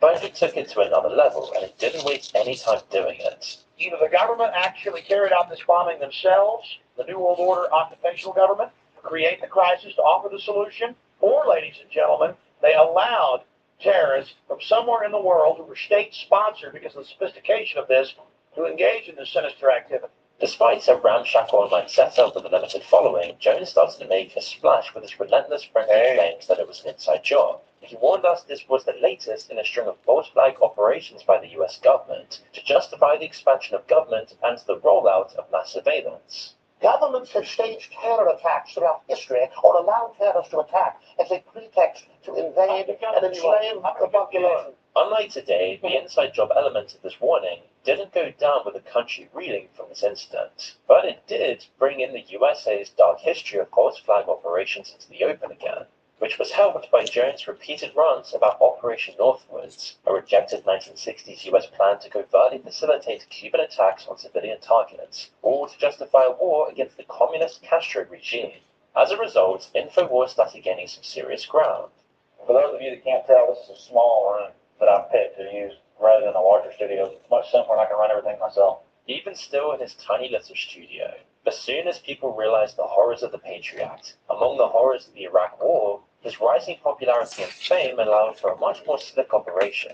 I'm Alex Jones and real Alex Jones. Stay with us. This is a war. The more extreme his claims became, You support picking children with batteries. battery acid. The bigger his audience got, and the more rapid his rants became, the more his viewers lapped up.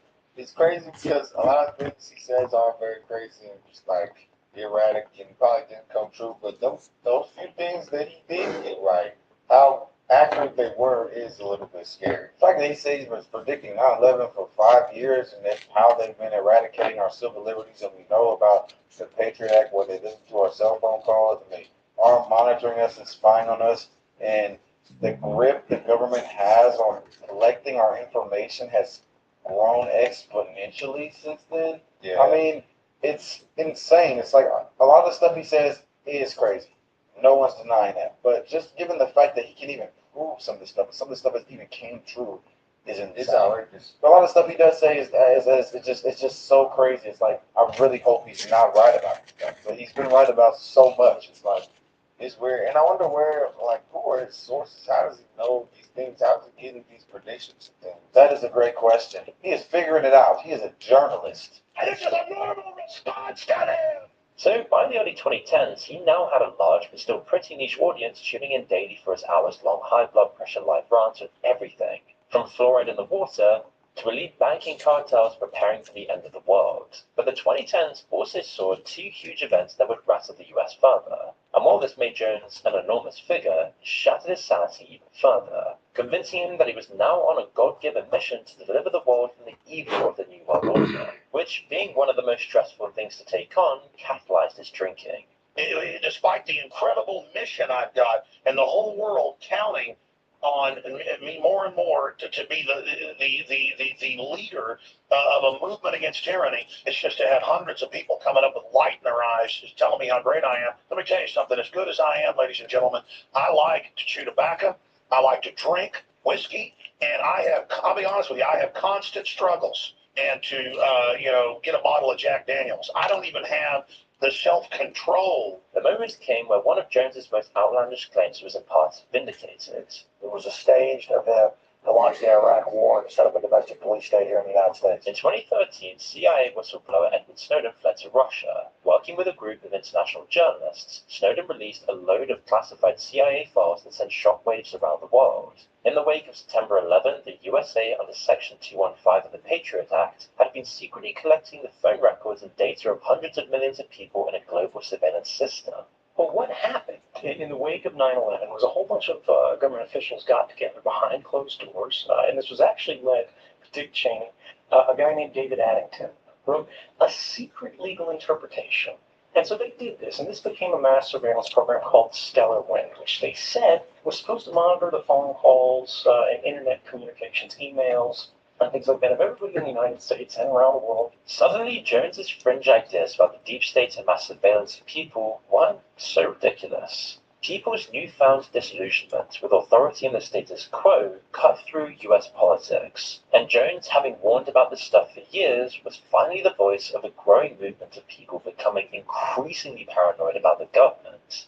Unelected deep state operatives who defy the voters to push their own secret agendas are truly a threat to democracy itself. And his own paranoia is only compounded when he finds himself at the center of a brutal presidential campaign between Hillary Clinton and Donald Trump, getting attacked by major political and media figures regularly across the world. Radio host Alex Jones, who claims that 9/11 and the Oklahoma City bombings were inside jobs. Trump, however, openly stated his admiration for him, which swelled Jones's audience even further. By saying your reputation's amazing, I will not let you down. You will be very, very impressed, I hope. And I think we'll be speaking a lot. His drain the swamp mantra and endless attacks on the status quo found a powerful supporter in Jones, whose interview with Trump in 2016 is said to have helped Trump get over the line and into the White House. If I'm elected president, we are going to drain the swamp in Washington,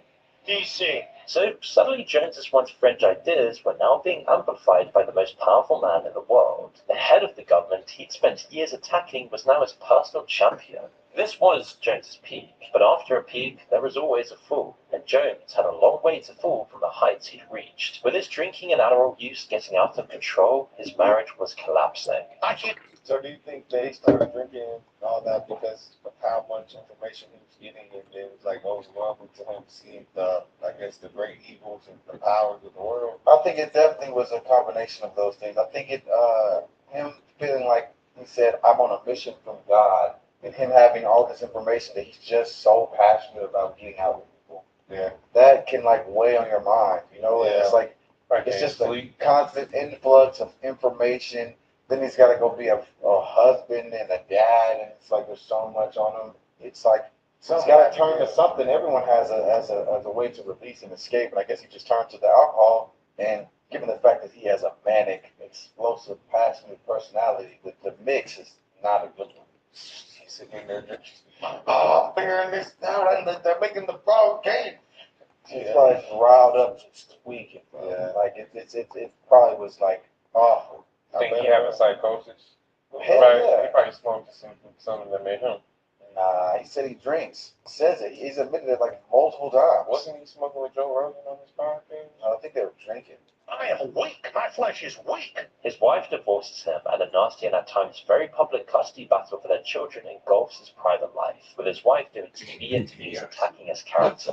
People in Texas start filming him and harassing him in public. That's definitely him. He's a rage-filled person. After a 9-day trial, a jury awarded Kelly Jones joint custody of their kids, making her home the primary residence instead of their father's. He appears on InfoWars looking worse and worse, often with red eyes and a swollen face. Because then it was a secret. I had a divorce 3 years ago. I tried to keep my kids out of it. You can see his brash character start to fall apart at the seams. There were days he almost burst into tears on air. But they were good people.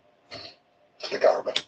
He also starts becoming way more direct about the elite circles he believed were running the world. He also speaks more openly about powerful pedo networks, and he was one of the first people to bring public attention towards Jeffrey Epstein's first arrest, when most people still had no idea who Epstein even was. When you got the same FBI a couple years ago with Jeffrey Epstein, okay, and a power and stem, both. All right, got a power scroll stem notebook. Later, the truth about the scale of his crimes filled the headlines every day. Only more than 10 years later, Those notebooks look like the ones I got at work. Being dragged into depositions to answer for their friendship with Epstein. Victim of a Jeffrey Epstein intel operation. Do you think that he might have been caught up in some of what he was maybe potentially doing? Did you ever receive a massage or have physical contact from her or anyone else on that trip?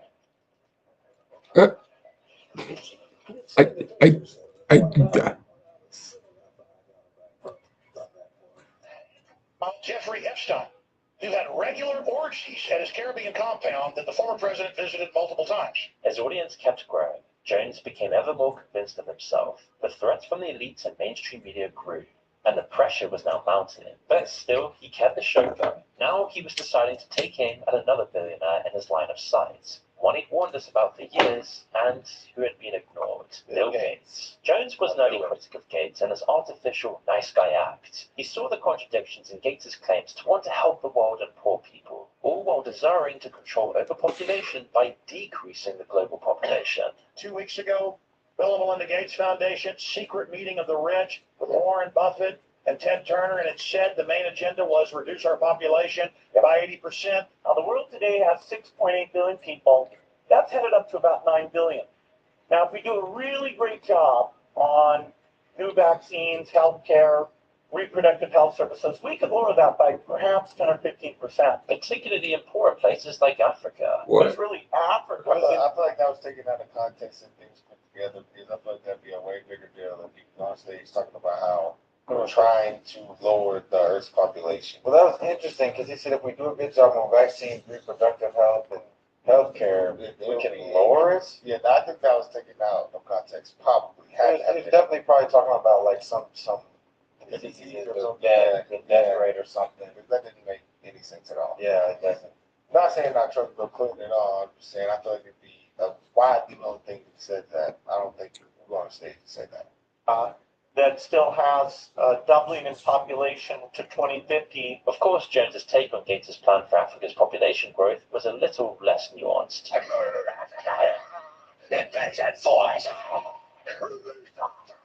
I said, these are two cold demons, hardcore evil. I mean, these people are flaming scum. While regular people were horrified that one of the blandest billionaire geeks on the planet was also a part of the Epstein files, Jones was now vindicated and climbed even further into his own mania. By this point, he was no longer on the fringes, he was now mainstream. His YouTube channel was clocking up more views than established broadcasters like MSNBC. He was worth hundreds of millions, had hundreds of millions of followers, had the president's ear. He was completely untouchable. Or so he thought. You see, he starts getting drunk on air more often, with wild appearances in podcasts like The Joe Rogan Experience, where his unhinged state is overlooked as it's just part of his brand now. No, I love being here. I'll sit here and tell fart jokes if you want. I'd rather get drunk and just have a good time.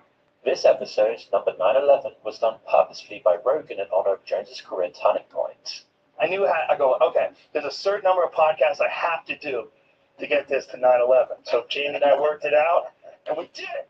It was hugely successful, the biggest mainstream conspiracy theorists being egged on by arguably the world's biggest interviewer, which then sent Alex Jones into the stratosphere, and he didn't disappoint. He was high on his own fumes and happy to say absolutely anything, knowing people would still believe, and he'd face no consequences. On one of Joe Rogan's most popular episodes of all time, that has since been deleted, he appears in a NASA shirt, and is seemingly more crazy than he's ever been before. Over the course of nearly 5 hours, he rants about this kind of stuff. Native Americans you can mind control really fast. 20 years ago, they had spiders that produced body armor, spider guts. Okay, they have human-animal hybrids 30 years ago. They've got giant human tissue farms. Aliens are... Ooh, two golds.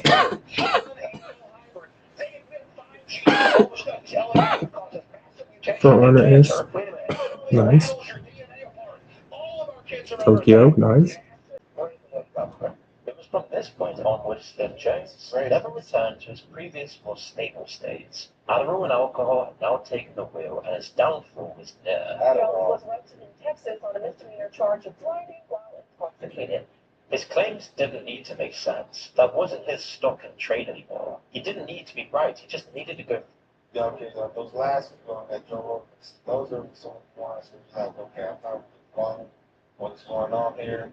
But again, maybe a couple of those things, who knows? All I know is he did predict 9/11.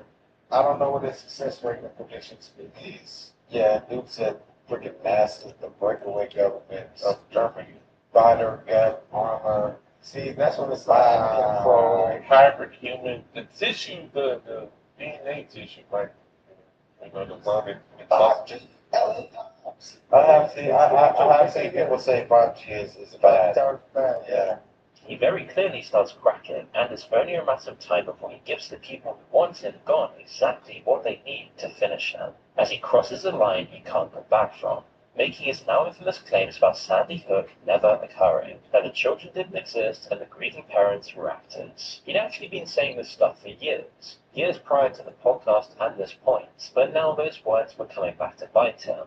After his followers turned on the parents, and all the evidence proved them wrong, he had to be dragged kicking and screaming to walk it all back. This was the first time he'd actually had to take accountability for his more wild statements. Although he questions the legitimacy of the attack when it happens, he isn't famous enough for anyone to care. As his star rises, his repeated claims are heard everywhere, bringing Jones all the wrong kinds of attention. His followers turn on the parents, sending them death threats and accuse them of faking their grief.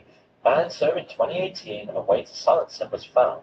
He could have InfoWars, but no big platform allows him to use their base anymore. He was taken off the biggest social media platforms all in one single moment, YouTube, Facebook, and then Twitter, wiping out a huge chunk of his audience and his revenue. For those who didn't know Jones, now he was infamous for being one of the most silenced individuals online. His daily audience then fell from 1.4 billion daily views to 715,000, and it only went down from there. Suddenly, all those huge popular Joe Rogan episodes were wiped off YouTube and Spotify. Anything with Jones's name was considered hate speech. Bootleg re-uploads are quickly taken down, and it's clear that tech companies are serious about silencing him. He's seen as too toxic, and they're not going to jeopardize their profits for a wild card, no matter how much his supporters shout about free speech. Even when the evidence on Sandy Hook eventually proved him wrong, he was dragged kicking and screaming to walk it all back in court, as he's not used to actually having to take accountability for those wild statements. In his trial, his lawyer tries to dismiss his claims as part of an eccentric character Jones plays on air. Jones himself confesses he has psychosis, which is at the root of a lot of his claims, but it doesn't fly. That I remind myself, psychosis back in the past, right? The judge sides with the victims and orders Jones to pay an eye-watering $1.5 billion in damages, forcing him to declare bankruptcy, and there is no recovery. But it makes you wonder, what stuff does this guy really believe and warn us genuinely, and what does he say is just part of an act? As Alex, for all his antics, is a really smart guy. He's an incredible speaker. When you look at his arsenal of warnings he gave us, a lot of them turn out to be true. He even said back in the day he has all this performance just to be entertaining. I get pretty hot on a lot of these shows. I wouldn't say really angry, just more, excited. I mean, for me to, try to make it entertaining and at the same time give people information, I let myself get pretty excited. But from that point onwards, he realized that the more he let into his behavior, the more interested people were. The algorithm favors extreme content. So when did this act become his natural personality and astray his warnings? Well, very few people actually knew him well. His ex-wife told the media that the screaming rapid-fire monologue of conspiracy theorist is just who he is. Is this acting or is this real? That's definitely him. This rage-filled person. But this was also in the middle of a very messy and custody battle for their kids during a very messy divorce. Only really 2 other people genuinely knew him since he was an apolitical upstart shouting at George Bush in the 90s. And what they have to say about him fills in a lot of the blanks around someone who is clearly gifted, but also deeply troubled. He's been diagnosed with narcissistic personality disorder, so I think an awful lot of the things that he does is because he has that disorder. John Ronson is one of the very few people who actually tried to get to the heart of Alex Jones, and after learning his origin story from an unnamed employee of Jones's, Ronson revealed the reason Jones is a conspiracy theorist. Alex has an origin story about how he was hounded out of Dallas and had to move to Austin because he uncovered police corruption and the police hounds were out of town. They had cops up there that I knew were drug dealers. I stood up and I said, I was at a pool party. He was selling cocaine last week. They took me in an office, ran my head in the wall, told me, we're going to kill you and have black people with foot-long kick you in the ass tomorrow. They said, you're going to move out of this town right now. It's because he was a bully. And one day he was invited to a party in a bar, but it was in Chuck. He was basically a victim of a conspiracy. And it was all the kids being bullied, beaten, half to death. And that's why he left town. But Alex Jones got dumped on his head when he was in high school. Speaking about getting bullied in high school, this guy picked him up and pile drived him, slammed him on the concrete on his head when he was, 15, 16 years old, and he was ever since then. And this guy, You think he was the victim of being bullied, or do you think he was the bully? I think they're saying he was the bully. I know. Well, that's what I'm saying. Alex Jones saying he was bullied. And this dude is saying he was bullied. I don't know. But then they all conspired against him. I don't know. It doesn't. I don't know. It doesn't really give bully. Yeah, I don't really get that vibe. This guy doesn't seem very trustworthy to me. Yeah, but he's not.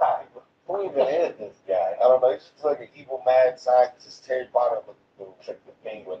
So he just feel like every villain with a big nose. Yeah, exactly. What's the one on Phineas and Ferb? Dr. Smurf. Like Doofy Smurfs. I said, isn't this extraordinary that Alex became a conspiracy theorist because he'd been the victim of a conspiracy? Not uncovered a conspiracy, but been the victim of one. Rogan says that Jones wasn't lying about Sandy Hook, it's just that he's not even capable of thinking straight. He wasn't lying. He just was wrong. He really believed that the government had faked it to try to confiscate people's weapons. Like he's just, I mean, it was a haze of drugs and booze and a psychotic break and like legitimate traumatic brain injury. And then you see him today where he's barely able to speak because he's so drunk on just a handful of podcasts that will have him on. It is not going to work that you're going to... Wait, obviously, Marlon. I'm crashing. Or desperately trying to escape the financial ruin by declaring bankruptcy for losing the trial. Perhaps the final nail in his coffin is that his political North Star has strayed so far with his attacks on Iran that Jones now finds himself back on the outside of mainstream political thinking. That I have to intensify my criticism of President Trump. Now, Trump's out of his mind. We didn't betray Trump. He betrayed us. But just on the genocide issue alone, Trump says, I will genocide your entire country, which is an open war crime. Even say you'll do it when you have the weapons. This is terrorism. The America First, No Foreign Wars MAGA movement that Jones championed was thrown out of favor in return to the old US politics of Middle Eastern wars that he used to criticize so fiercely. Along with everything that happened with Epstein, and now Jones is in favor of having Trump impeached. This is something he vehemently criticized when it happened in 2019, relentlessly attacking the Democrats for the move and calling it a hoax. So what do you think's coming next for the whole impeachment hoax? Because it is a hoax now. They're saying they may never send it to the Senate. It got so bad that Trump even responded on Truth Social, calling him bankrupt Alex Jones. And now Alex Jones even denies that he was ever a conspiracy theorist, saying this was all just a ploy by the media and CIA to undermine him. That's why I get mad at the shows that are, innuendo and conspiracy theories. I've never been a conspiracy theorist, folks. That's what the media calls me. That's a CIA term. In the end, it's not really clear whether he believes what he's saying or just needs people to listen to him. The show is about information, not continual entertainment. He really championed Trump. He helped him get over the finish line. It seemed like they did have a genuine mutual respect. And then it seems like Alex Jones is just not happy with the way things are going. I've actually constantly seen him digging at Trump on Twitter. InfoWars follows our X page. So I've actually constantly seen Alex Jones from his personal page constantly dig at Trump. And it's interesting that Trump has come and called a bankrupt Alex Jones, called him crazy, come after a lot of his supporters, and that's really interesting. Yeah, it seems like he's done that with pretty much anyone who disagrees with him, from Tucker to Kings to him. Those are very prominent voices, so they have to get on. Yeah, no, it's interesting. It just seems like if you dissent from Trump, it's never good for you. Every politician that's Republican that dissents from Trump has lost their seat. Every single one. Yeah, he has a lot of power. Very powerful dude. Yeah, he's the most powerful man in the world. So that was the most interesting thing to me. It's interesting that he had a $1.5 billion lawsuit. Like, how do you even navigate that? Yeah. Like, how do you it's still going, still live, still surviving. So that's interesting. But I do think what Joe Rogan said about him being crazy and believing what he says so much to the point that he'll be loudly wrong. Yeah, that's what it is. He's not lying. He truly believes. He's just sometimes he's wrong, Yeah. It's like a lot of people, but he's just he'll be very wrong. He'll have very, very loud opinions, but sometimes when they're right. That's a very costly mistake there. They're right, yeah. The 1.5.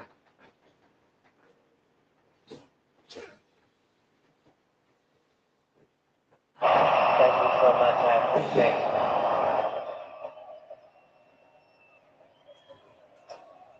Hello, Kevin. Hello, Kevin. I'm surprised they invited me.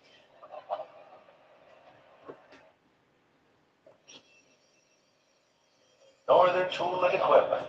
Yes, serious. This is the 1,400 hours a year you waste on your phone. With Purdue Global, you can turn that time into a degree. These are flexible, high-value. That's how little star power you have. They had to start inviting your enemies. I said I hate it. They said come anyway. Very humble of me to be at your Ghost Roast tonight, Kevin. I've won an Emmy Award, but this is going to be my best acting tonight as I pretend like you are a ghost. For the people at home, you're wondering, why is the cat man doing this?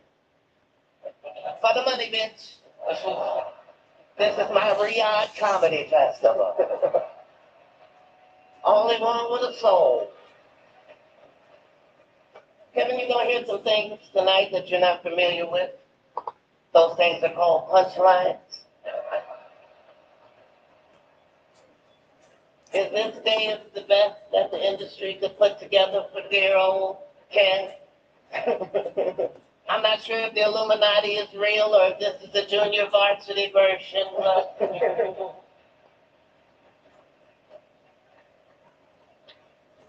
For those of you just joining us,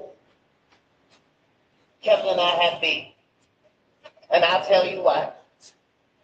Because privately, this motherfucker stole everything from me. Before he saw my act, he was a 6'3" white man.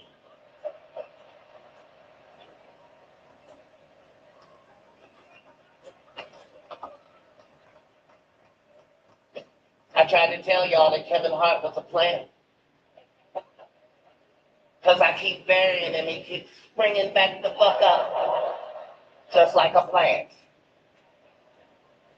Yes, I said some things I'd like to take back. Some things I said were misunderstood. I did say that Kevin was a Hollywood puppet, and I want to explain that. Because it might not be what you think. I meant that the head of Netflix literally had his whole hand up Kevin's ass and can make him do anything. There you go. Kevin only has one rule in his movies. No N-word. And that N-word is no. Never fucking said it. Never, ever. Scary Movie 3, Ride Along, Night School, Get Hard. I turned down all of them. Because I was not comfortable being... Oh, wow. Oh, wow. He going went right behind me for the same price. If you're going to see a Kevin Hart movie, do yourself a favor, see it in a black theater so you can hear words like, I want my motherfucking money back. And I want my money back too. Or this is some bullshit, I want my money back. If you're going to see a Kevin Hart movie, do yourself a favor, see it in a black theater so you can hear words like, I want my motherfucking money back. And I want my money back too. Or this is some bullshit, I want my money back. Bro, look at her face, bro. Yeah, she look mad. Everybody know he actually is. He does feel these things. He is going hard. He actually feels like this. That's good jokes. Yeah, they are. And I really think about it. Kevin Hart and Cat Williams are just two different men. Cat Williams is funnier.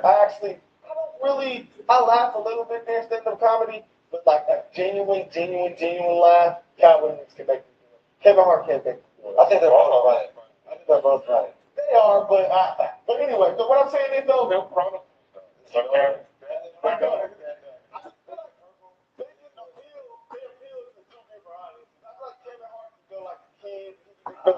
They say Kevin Hart has more mass appeal than Cat. Okay. Yeah, I feel like Cat Williams can do like the hood jokes. He can definitely appeal to a lot of audience, but hood movies, Kevin Hart can do like something like, well, I think Cat can get hard too, but Kevin is just different, man. It's kind of like his kitty funny. I think Kevin Hart in action movies and stuff, he's a good actor. He is. That's what I'm saying. He can appeal. He's really good.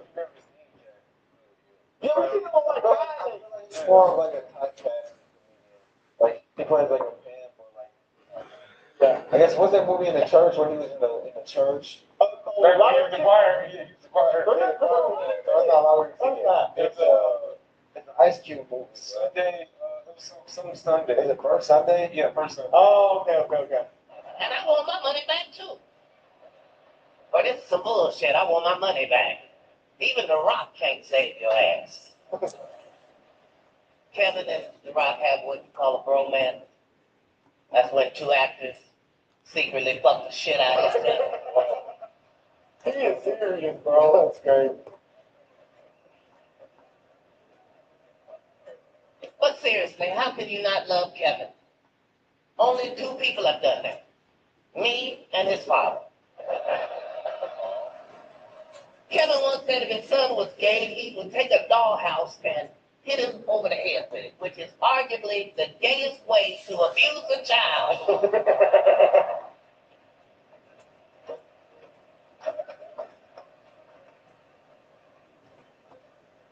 But you cannot cancel Kevin Hart.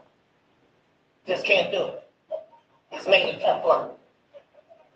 They tried to cancel him for being homophobic, and I don't get it. I'm saying the guy who's obsessed with shopping sprees and fitness, always surrounded by 10 dudes, and Chelsea Handler, and oiled up half Samoan bodybuilders at a vegan restaurant called Yoga Pants. You think that guy is homophobic? That guy is a terrorist. Hey, you straight queen. You do that.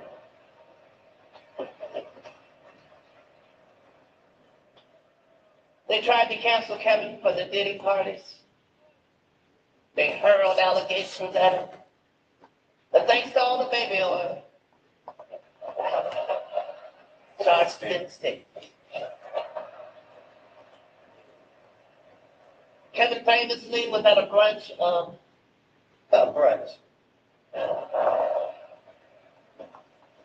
Kevin was at a bunch of Diddy parties, but in his defense, it was only the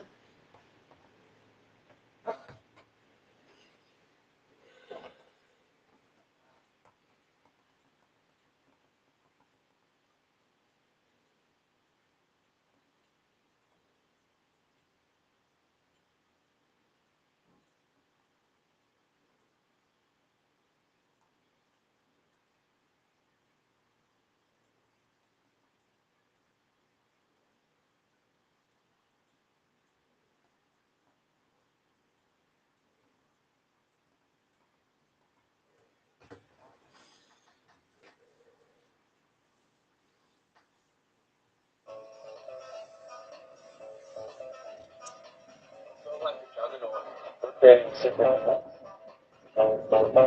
not just a sporting competition.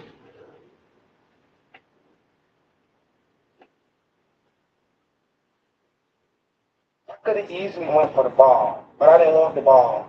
I wanted him. I'm going down as I'm looking up at you coming down here. I'm going to shoot a loss over the guy's head. But I thought I had a clean catch. He said, holy.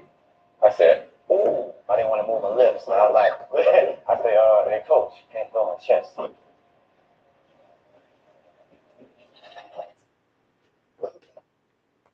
Premium cuts of meat without the premium prices. It's an all thing.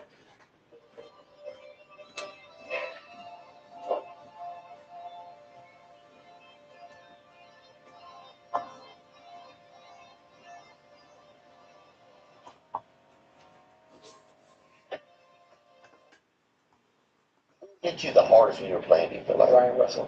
Brian Russell, Cleveland Browns, garbage time. Carson threw a slant over the middle. The game is over. There was no reason I was supposed to be in the game, and I was knocked out. Here, watch this. Up top, all the way up top. 6'9".